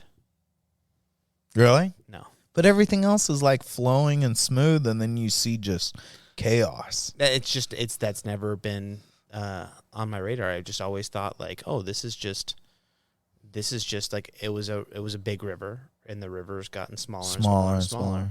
But that's the Grand Canyon then. Yeah. That's smaller and smaller and Yeah, smaller. And look how smooth it is. And where we I've went, never seen it. Like well, up pictures close. of the Grand Canyon, everything, those rock walls are nice and smooth over millions of years of a water erosion. I don't But live in- where I we don't live were, in Arizona. but you've seen pictures. God, tell me you've seen a picture of the Grand Canyon, please. Only when Knievel jumped it. Oh, man. Yeah. Dude. That's when men were men. That's Yeah. what we're missing in Back when society the fucking today. Snake River. Yeah. Yeah. Yeah. That's what we need. I miss Evil we need a Knievel. daredevil. Dude, as a kid growing up, Travis like, Pastrana. dude, not before that, like in the 80s, every like month there'd be like Jim's getting blown up in a box Friday, or like Yeah. Steve's jumping 7 school buses at Down the at the YMCA. state fair. Yeah. Come on. Sunday. Dude, there's daredevils truck don't rally. exist like they used to. It used to be like a real thing. You could meet a guy in a grocery store with a suit on like Elvis, and he's like, I'm a daredevil. I'm You know? jumping a Volkswagen later today. Yeah. Yeah, hell yeah. I missed that. You want to know why? What? These fucking insurance companies, dude. Why? That's Big, why. Big pharma. Yeah. Pushing them out. It's like, oh, that's too risky. We can't allow you to do that, perform that stunt at our. There's too much oversight for insurance. Hang on, Steve. It's the same reason I got to wear a You want hard to pack hat. dynamite into the muffler of an XR250 and do what? Yeah. I want to jump 20 helicopters. That's something I think about, like things that could have only lived in the 80s. Like daredevils don't exist, and I think there's something that could only exist in the 80s. And something I really enjoyed as a kid that I think will never be what it was back in the day is pizza places and roller rinks. arcades. Roller rink. Yeah, I was just pizza place, roller rink, arcade. Yeah. You'll never see that again. Like Why don't you boys follow me down to Linwood Rollaway?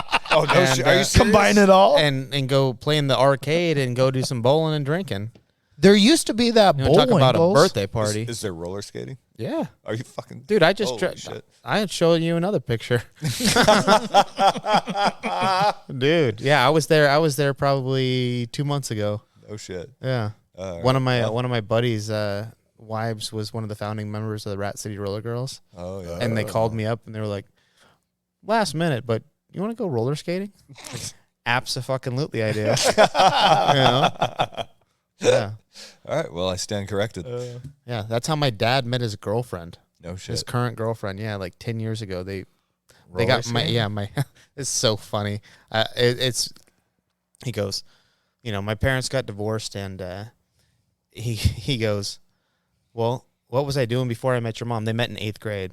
He goes, I was fucking roller I was skating. burning that ring up. Yeah, he He's was like, going back to yeah, it. he's like, I'm gonna go roller skating, and sure as shit goes roller skating and finds No his way. lady, and it Holy was just like shit. fucking roller skating. That motherfucker can skate. Fucking boogie. No. Dude, Yeah. he can skate faster backwards than I can forwards. No shit. Yeah, it's something. Yeah, it's wild, dude. All right, young men, if you're listening out there, if you want to meet women, Yeah. Yeah, find a roller rink, dude. That's not a bad idea. I mean, it's fun. It's fun. Here's the hang thing. on, hang It's a on. novelty Speaking anymore, of but- things that happened in the 80s, going to roller rink to meet girls. Oh yeah. Now I feel like That it's fucking sketchy snowball, to dude. go to roller rinks. Like you go to a roller rink today, it's kind of sketchy. Well, can't I believe grew up there's one going. open. Oh, it's Yeah. there, dude. One just opened up in Eastern Washington, I guess. a Like, new one? yeah, Sounds Oh, alright. wow. Well, maybe it's coming back. it All is right. coming back. Make America great again. Yeah, no roller One rinks. skate at a time. Roller rinks and arcades, man. And pizza places. So if more I think that's probably a indication of a good area. Area or era? area. Is if you have a pizza place places. and a roller. Like the more pizza places you have, I think it's like a better area. Though New the York? higher likelihood of getting shot, the better food you're gonna find. That's true. Yeah, if you want some Vietnamese or Thai or Cambodian food, you got to get gunned up. The best, without question, one of the best places. What's the grenade launcher for? We're getting fun tonight, boys. Yeah, we're getting fun. Yeah, going back to Vietnam. There's a place called the Cajun Crawfish in off of Martin Luther King. Oh yeah, now we're Dude, I've been looking for good Cajun food. Dude, this place is my mouth is starting to water already. Like really? my Might have to God, go down there. they come and they give you this bag and you just order by the pound, right? Or you get like half pound increments of like, oh, I want shrimp, snow crab, king crab, Dungeness, crawfish. I mean, you go down the list, and then it comes out, and then like you can get sausage links in there too, I think, or maybe that's just in it. And it has corn and sausage and like this Potato, the and andouille potatoes, and the and they bring that out and they set it in this big old fucking bag and just set it on the table in front of you, and it just like, here we go, dude. All right, and we're gonna have to make a. My mouth is Yeah, watering, dude. that's my kind of spot. No, it's so good. Yeah.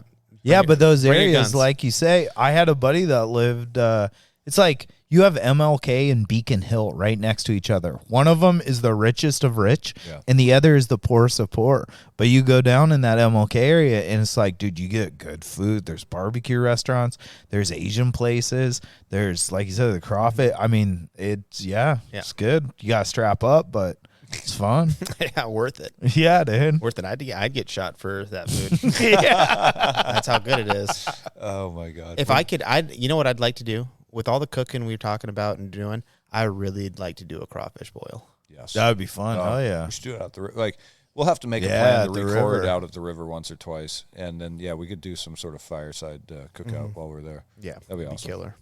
God, now you guys are making me hungry. I'm not even thinking about aliens. Yeah, well, let's. Now, Hang now on, I'm what do you thinking about think- grabbing food down on MLK, and we could do it like. We went from the Younger Dryas to MLK crawfish quick. I'm about to take it to Hold on, people. off-book CIA operations in Mosul, Iraq, there was a liquor store. And so, like, once a month, we'd be like, fuck, we need to go get a couple flats of beer and some bottles of whiskey and whatnot. A couple flats of And, beer. yeah, okay. Well, we filled 2 trunks. So, Humvee full of it. but we would pull up in front of that liquor store, like bank heist style. Like, drivers stay in the cars, passengers jump out, run inside. And, the guy knew us. Yeah. And so he knew that when he saw us pull up outside to The beer bandits are back. Yeah, exactly. We'll just start piling. He would just start piling shit on the counter, and so we'd run in and just throw like a wad of $100 bills, and then grab all these flats of beer. And he'd My favorite customer. yeah, exactly. Yeah. He'd be throwing us like sliding bottles of Jack Daniels across the counter. You know what I mean? And so it was like 1 minute or less. Run in and just hauling ass out with all this alcohol to take back to the fob and party. That's awesome. That's good.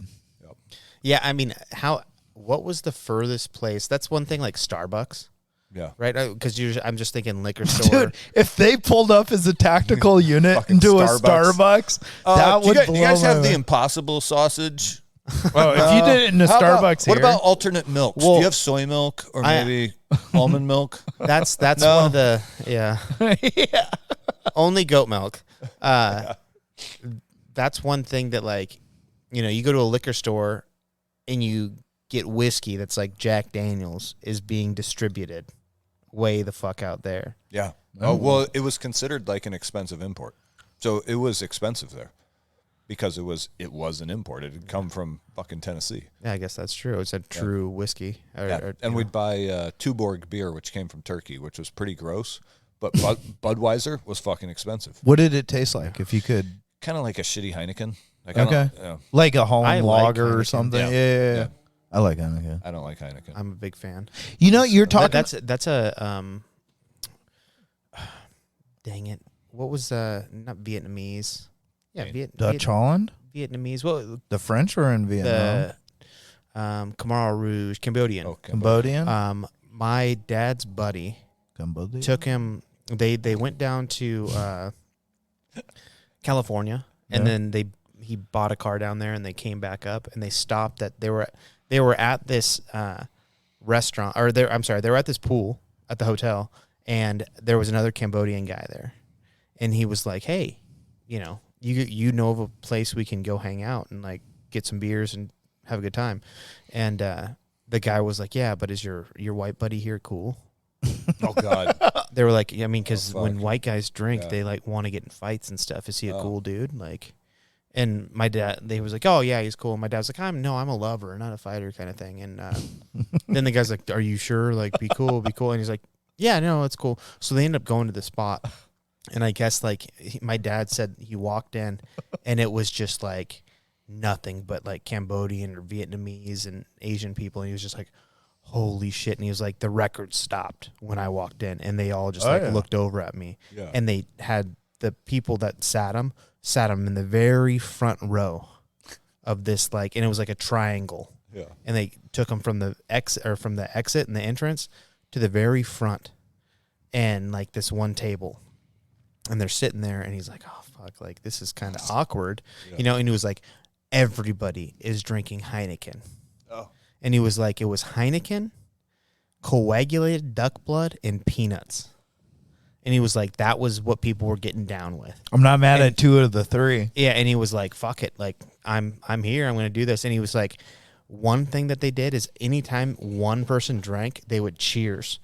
And if you cheers with somebody and you didn't drink, you're an asshole. So it'd just be all of a sudden just clank, clank, clank, clank, clank, clank, clank, clank, clank. And it would just like be a wave of like cheers through the fucking place. And everybody would be drinking. And my dad's like, this place is fucking trip. And then next thing you know, the guy that was like, "Hey, is your buddy cool?" got shithoused and started like causing a scene. And then it ended up being like he pulled out a wad of cash, or like one of their buddies pulled out a wad of cash and like set it on the table because he was trying to get some lady to sing for him doing karaoke. And it was a shit scene. Anyway, turns out it was some sort of a gang bar, and they almost got the shit kicked out of them.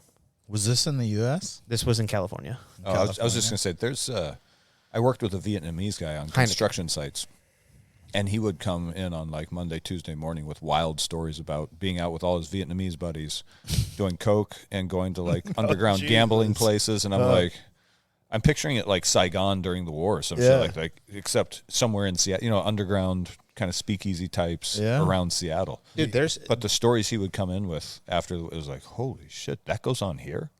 Oh, yeah. And you barely understand what he was saying, but yeah. I went to a long time. My buddy, his roommate, worked at some bunch of clubs. He was like a cook, like, the guys that cook the hot dogs outside the clubs and stuff like that, Pioneer Square and Belltown.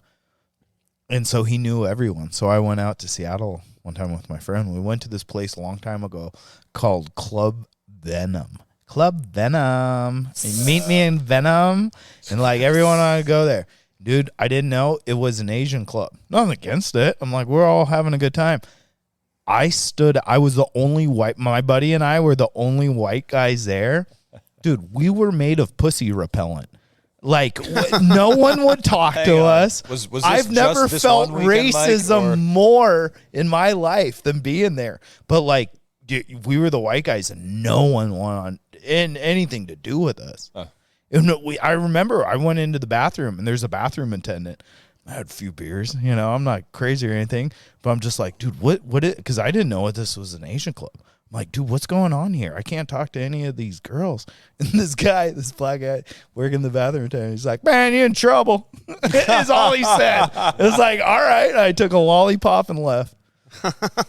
Take a lollipop and get the fuck out of there. But I remember, dude, I was like the plague in there. No one wanted anything to do with me. Yeah. All right, so younger drives. I walked into a black bar one time after a comedy show. Yeah. Where was it? First beer I ever bought legally was in a gay bar. What? So I finished. And the last beer. First beer you bought who? Legally. Oh, was in a gay bar? Yep. I turned 21 in Ranger School. And I just wanted to. Yeah, I was thirsty. I just needed some attention. After my dad came down for graduation, and then I had like 4-day weekend before I had to be back at Fort Lewis. So we went down to Savannah to like just check out, like, cool city. And so the first night we're there, my brother was young at the time, like 13. So they're going to bed at 8, 9 o'clock. And I was like, I'm 22 or 21 years old. I just graduated Ranger School. I'm going out on the town. And so I walk out the door and just start walking up, I think, the riverfront street there, whatever it's called. And first, I've never been to a bar before, other than like a couple little dives around Fort Benning that would let 19-year-olds in. Yeah. Basically in hotel lobbies, right? And so I see the first place I see on the left has, it's like got loud dance music. I was like, it's not my scene.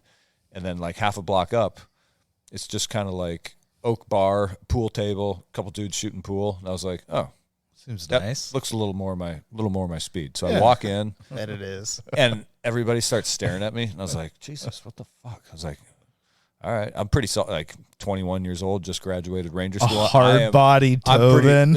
Emaciated body at that point. But still fucking full of myself and full of piss and vinegar. So I sit at the bar and order a Budweiser. And I pay for it. Light, wasn't it? Yeah. That's it. And I'm looking around. I'm like, God, there is not a single female in here. What the fuck?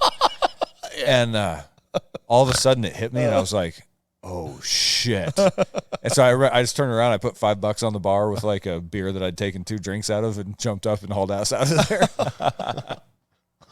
You didn't finish? Probably could have got a couple free ones out of that. Yeah, dude, I would have milked the shit out of that.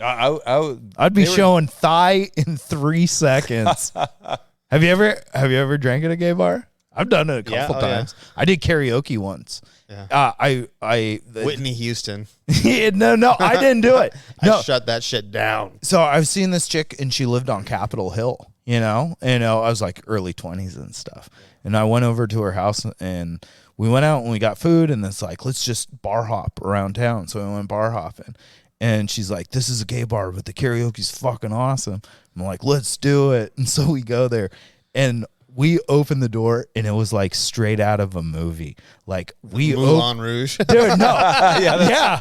No, she opens the door. She's like, check this out. And she opens the door, and there's this little twink guy like on stage, and he's got a microphone, and he's singing. And he goes, what's that Gwen Stefani song? Ain't no holler back. I've been around the block and blah, blah, blah, that. And then how's it go? Been around the block and son, girl. And then she goes, I ain't no holler back, girl. And then this little dude hands out the microphone to the crowd. And like 1,000 gay guys are like, I ain't no holler back, girl.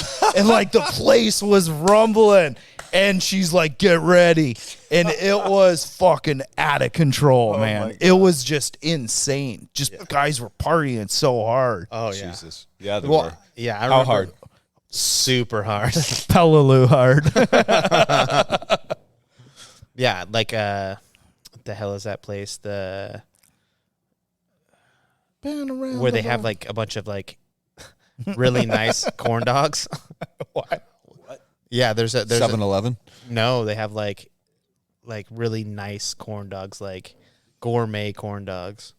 Like a nightclub or a gay bar? Yeah, it's a nightclub, but it's like a gay bar. But it's dude, some bar food. I mean, Seattle is famous for the cream cheese hot dog. Yeah. And when you've been drinking and you're downtown, Soto, son, you get that. That's another one that we deployed to Afghanistan, and the night before we went out and got drunk in Seattle. And when we got home 6 months later, we found half of a cream cheese hot dog under the seat in Greg's car.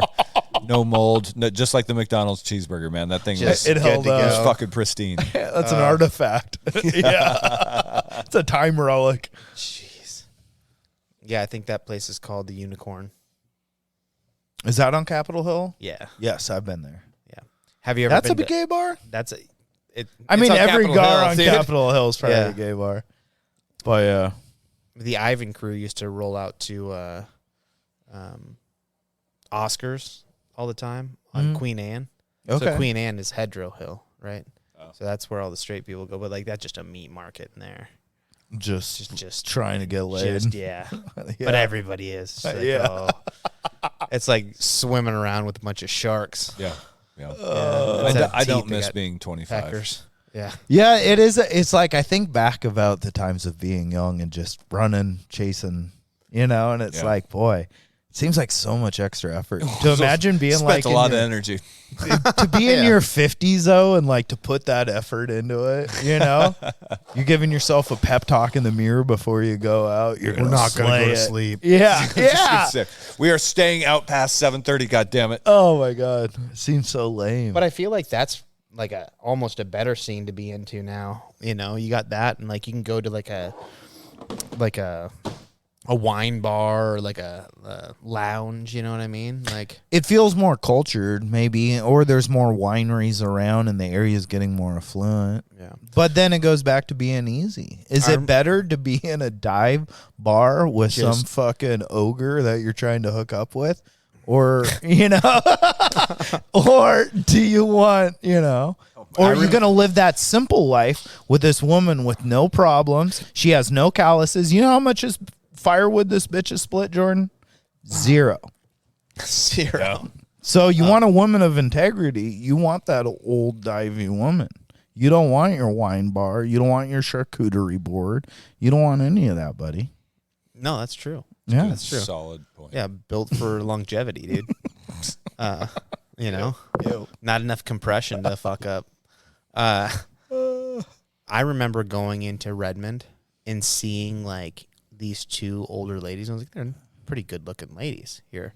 And I'm just at some random bar and, nice grill, and softball team was there. No, it was all of a sudden there's a couple young guys like my age. And these gals, I was like 22, 23. And they're probably in their like mid to late 40s. Mm-hmm. And I was like, oh, that's kind of nice. I guess they both brought their sons along for lunch and having a nice little lunch. And all of a sudden I was like, they're starting to touch them a little bit too aggressive. And like that mom's nice. Yeah. Then I saw like her rub the inside of this dude's mom's really nice kid's thigh, and I was just like, oh, they're hooking up. Holy shit. Like this is reality out here. These like, cougars. That was my first sighting of a cougar. My brother was nearly taken by a cougar at Mount Hood. We were up there skiing. She came into the bar aggressive, like hungry. Yeah. And just prowling. Oh yeah, locked onto him. And she was going to get him by the back of the neck and take him home. We had to get him out. We had to rescue him. Yeah, to smack a couple sticks together. You said your brother? Yeah. What is how older or younger? Younger, 6 years younger. So he's an interesting cat. He's a Green Beret, 18 Delta medic, and now he is a surgical resident at University of Tennessee. Okay. Yeah. So at some point, if we get him out here to the West Coast, he'll absolutely sit down on the show. Really? Oh, yeah. He doesn't know it yet, but he will. Sounds like cool. Jordan will hold him down. Exactly. I mean, I'll help too, but he'll do most of the lifting. I'm 43 and he's, I guess, 37. I can still kick that ass. Oh, fuck. Oh, shit. What a bitch. What's his name? Evan. Evan? Hear that, Evan? I don't think he listens. Oh, fuck you, Evan. I'm going to find out. Yeah, he doesn't listen. Fuck him. If you are, let's go. Yeah. Do you have siblings? I do. You got one brother. One brother. Oh, yeah, that's right. You're talking about him. I got an older brother, 18 months older. And then, but I was raised with a fucking heap of kids. You know, my mom was like, he has Mother a Chevelle Teresa. that doesn't run in his yard. No, it runs. Oh, what? Oh, yeah. Wait, I run and drive that thing. I got that. Was your mom like a foster mom or a daycare mom or something or a school mom? She did respite care for special ed kids, but that's not it. Don't make fun of me. My Jordan. it was always it was always my dad. My dad and my uncle were always hanging out, right? So then it was my aunt and my mom. So that put, my two cousins and me and my brother together. Oh. And then she always had like my god brother and sister. So those kids would come around. And then my dad's buddies' kids, Josh and Brittany. So all of a sudden you start adding it up and it ends up being like 9 kids running around with my fucking mom. Jesus. And like it's like there's no seatbelts. Like just jump in the van and let's go. And we go. And And it wasn't like we stuck at home either. It was like, oh, we're going to the beach, and all the kids would load up, and we had a great childhood. Like, we did a bunch of crazy shit, but it was like just kids constantly. Yeah. One of my good buddies growing up, he had like, I think he was like one of 5 children or something crazy. But like they were always doing stuff, and it was like, could I come?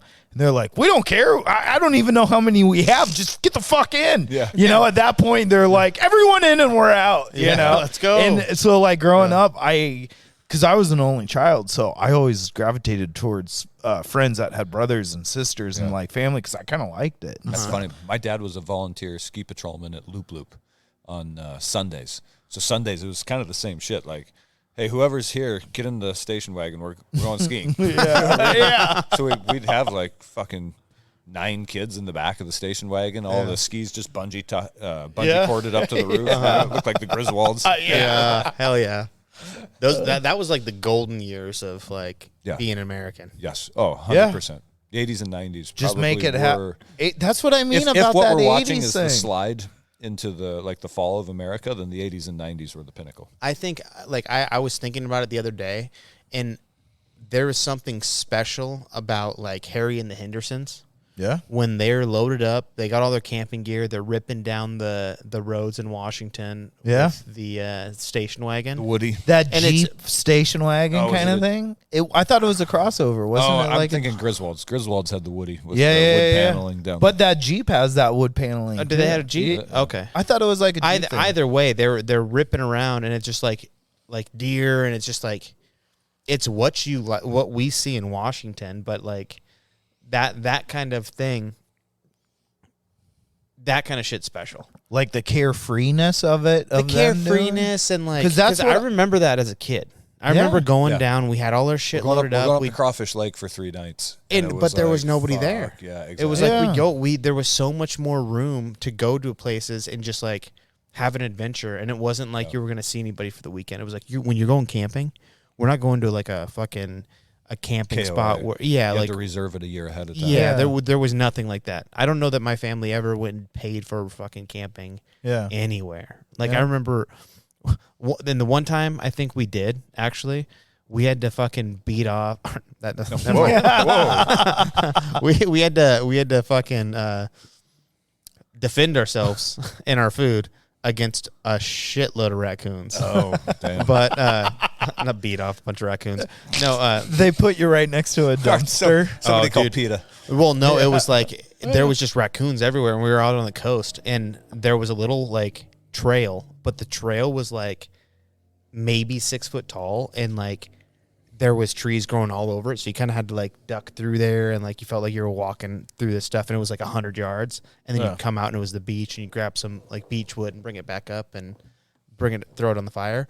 But in that whole time, a bunch of raccoons were like circling us as we were walking through this shit, and then Whatever you do, don't trip. we had this little RV, and we were in that, and all of a sudden you'd see him like jump up on the picnic table and grab food and run off, and my dad was fucking pissed. He was like, and These dirty vermin. yeah, and all of a sudden one of them jumped up and went to grab something, and my dad pulls it was a cross between a branch and a log out of the fire, and it's got like embers on the end of it. Nice. And he fucking comes down on the top of this raccoon's head just as it sees him, turns around and tries jumping off the fucking table, and he comes down and just on the top of it, and it hit the ground and ran. And then from then on, it was like, they're after us. Like, these things are gonna kill. Now they're pissed. You pissed them off. I mean, because it didn't hurt it or kill it. I mean, it hurt it hopefully, but it was like the one with the singed head's gonna get me. And then we ended up flicking a marshmallow. One of them grabbed a marshmallow and sat there for like a half hour fucking picking marshmallow out of its fur because it was all melted, and he was just like, fuck. And he just sat there like, it was the funniest damn thing. But yeah, the 90s golden era of, I think all of 80s, it. 90s was probably For me anyway, I think I just want to acknowledge that we've had owl stories and goose stories. Now we have a raccoon story. raccoon. Yeah, I don't think I have a raccoon story. I need to get one now. yeah. No, that was one of the funniest things. I remember we were all sitting there just cracking up at this thing, picking marshmallow out of its fur. Because, they're so dexterous with their fingers and hands. They're little people. It was like, what the that was hilarious. I feel like that would be Kozak if he had chest hair. Yeah. No, it'll come. I can still pick marshmallow off my body. I mean, can't you tell? Oh, goddamn. No, I agree with you that the 80s and 90s were probably the pinnacle.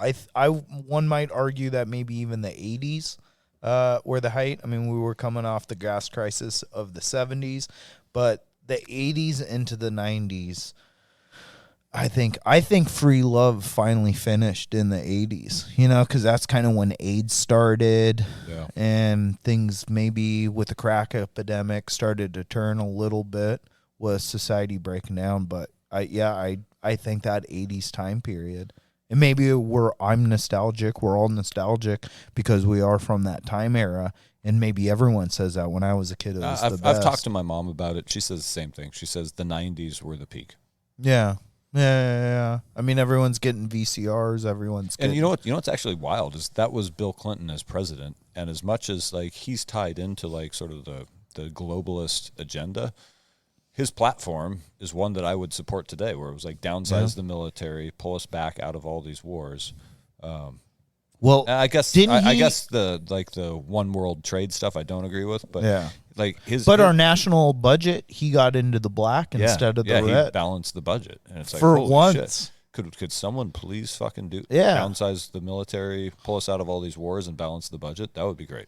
Yeah, and during his time, I mean, like they said, I think it was one of his speeches, State of the Union. So it was like, this is a great time because if anyone wants a job, go walk down any street and you'll find someone that wants to hire you. The U.S. is booming. The economy is booming. Yeah. Prosperity is booming. Yeah. All right. It's been 2 hours, gentlemen. Oh, shoot. We're just kind of rambling and bullshitting. Should we call it? I mean, I guess so. Yeah. It's so fun. Hopefully you guys are enjoying what we're putting out. Yeah. And on that note, if you are, please go to either Spotify or Apple Podcast and leave us a review. It helps us as a new show trying to kind of spread the word. The more reviews we get, the more those platforms sort of put us in front of potential new listeners, sort of as they're scrolling randomly through. So if you like the show, first of all, share it with your friends so they see it, and then leave us a review because it helps spread the word. All right, that's all I got for you guys.